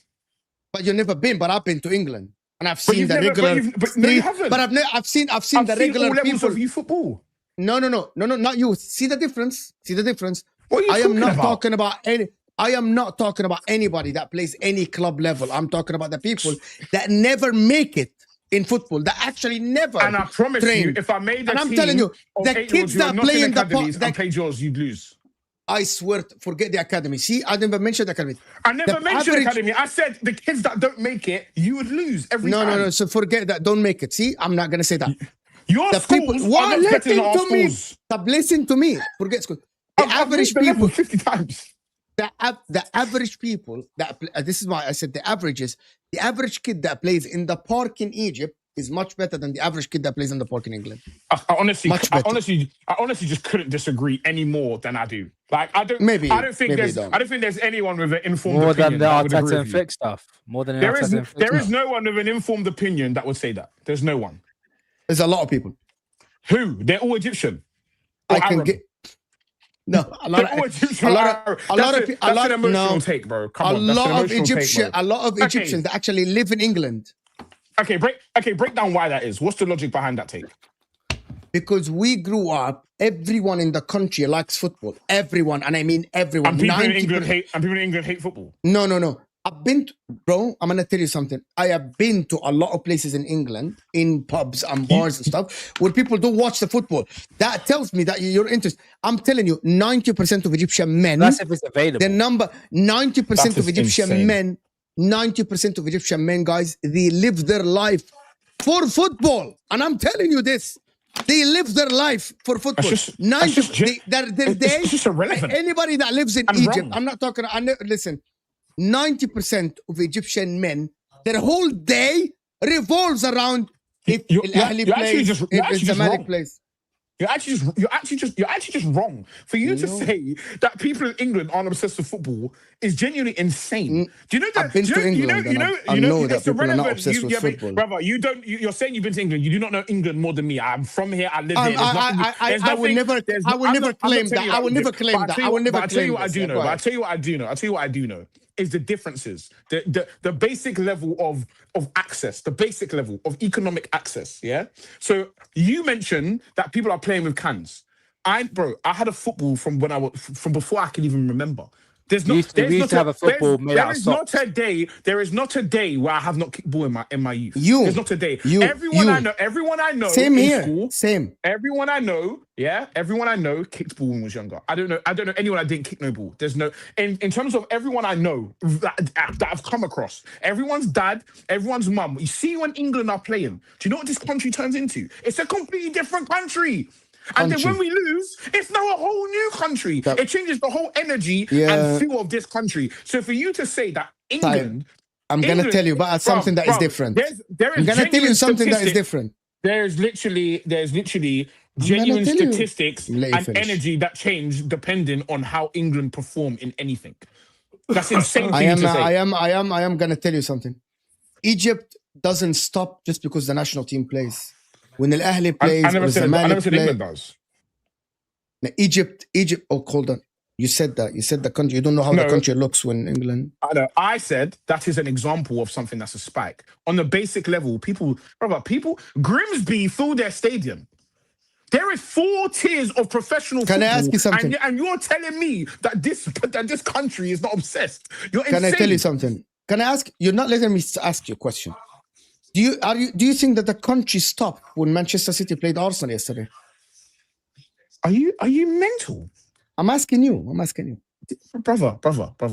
This country. Just answer. I don't know anyone that wasn't obsessed with that result. There's people. I've got messages, majority from people that don't even support those teams. You're insane. Fair enough. Let me do the super chat so we can get out of there. That's the longest show I've done. This is the general what? A GM fault for leaving a huge gap between him. Gabriel Martinelli's fault for leaving a huge gap between him and Saliba. Show the picture again. He should be closer to Saliba. Gabriel Magalhaes. The left back should tuck in. I don't think so. Gabriel's job was to mark a Haaland, isn't it? So... I don't think so. He was marking Haaland. I don't think that is the gap. Like he's talking about the gap between Saliba and Gabriel. Yeah. He's caught in a damned if you do, damned if you don't. If he doesn't mark Haaland, he'd be called stupid for not marking. The only thing that needs to happen is Martinelli needs to get his ass back. That's it, basically. Get your fucking ass back, and this problem is not a problem. But he was in a counter attack, and he asked him to come. Like, yes, I am. 40. But that's why counter attacks are dangerous, because it leaves you vulnerable. That's just what that is. Yeah, you know what? Like, fucking, you He's not bitch. You Usain sprint. Bolt, bro. Once you lost your man, and Sonny Kurabe, sprint the motherfucking back. You can't just say. Martinelli is literally Usain Bolt. Just so we're No, clear. he's not. He's not. Martinelli is. No. By the way, Bolt. Ram. Everyone, they did an interview with Arsenal. Everyone said that he's the fastest guy they've actually played with, which is crazy. Yeah, but that's not, again, no. But Mo, is he faster than Prime Adama Traore? No, he's not. So he's not. But he can sprint back. That's the point. Martinelli can get to any part of the pitch he wants to, if he wants to get there. I promise you. No. That's why his side, when he's there, I promise you, it is very difficult to get. You're putting unrealistic expectations on a human. No. I'm not even saying he should. I'm just saying. All I'm saying is, when people are left in a 1v1 scenario, more time than not, the winger is going to cook the fullback. And Mosquera's not even a fullback. You know what, Paz, if that was a Dharma Traore, I hear it. I hear it if it's a Dharma Traore. Listen, I'm not saying it's can we move on? Arteta is a better than Pep and Flick and Klopp. They all had cheat codes, once in a lifetime player. Not Klopp really. Klopp never had a cheat code. Facts. Klopp had a cheat code. Who? You lot said Salah's the best player in Premier League history. I'm talking about his Dortmund days. Sorry. He had Lewandowski. He made Lewandowski. Akea. I don't think he's better than he them. He made Lewandowski. Don't you dare try.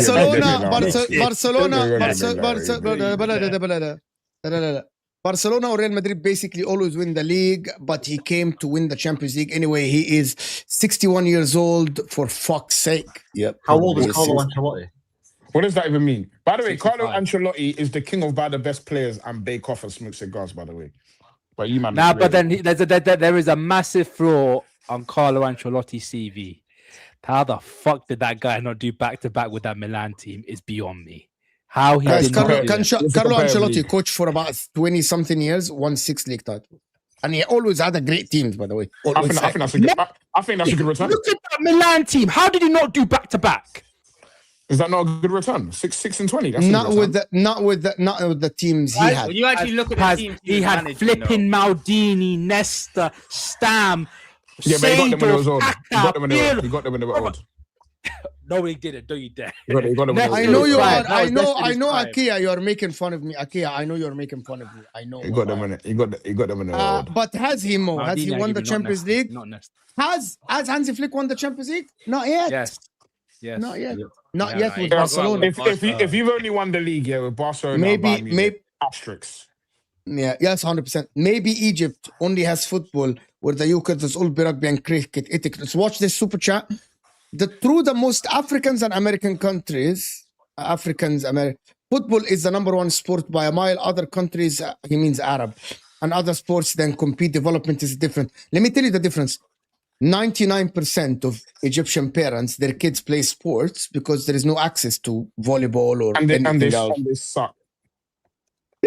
You're just emotional, Broski. I will say, if you're going to mention rugby and cricket, you do realize in those. I'm going to tell you, there is going to be plenty of parents that will send. You can't tell me just because I disagree with you that you can't say it's emotional. You told me the same. Mine is based off logic, and yours is based off I grew up in Egypt. You told me the same. No, I have many arguments that you. No, because yours doesn't have yours. Hold on. Let me explain why you're emotional. I'm not. Mine is Can I explain to you? Cool, perfect.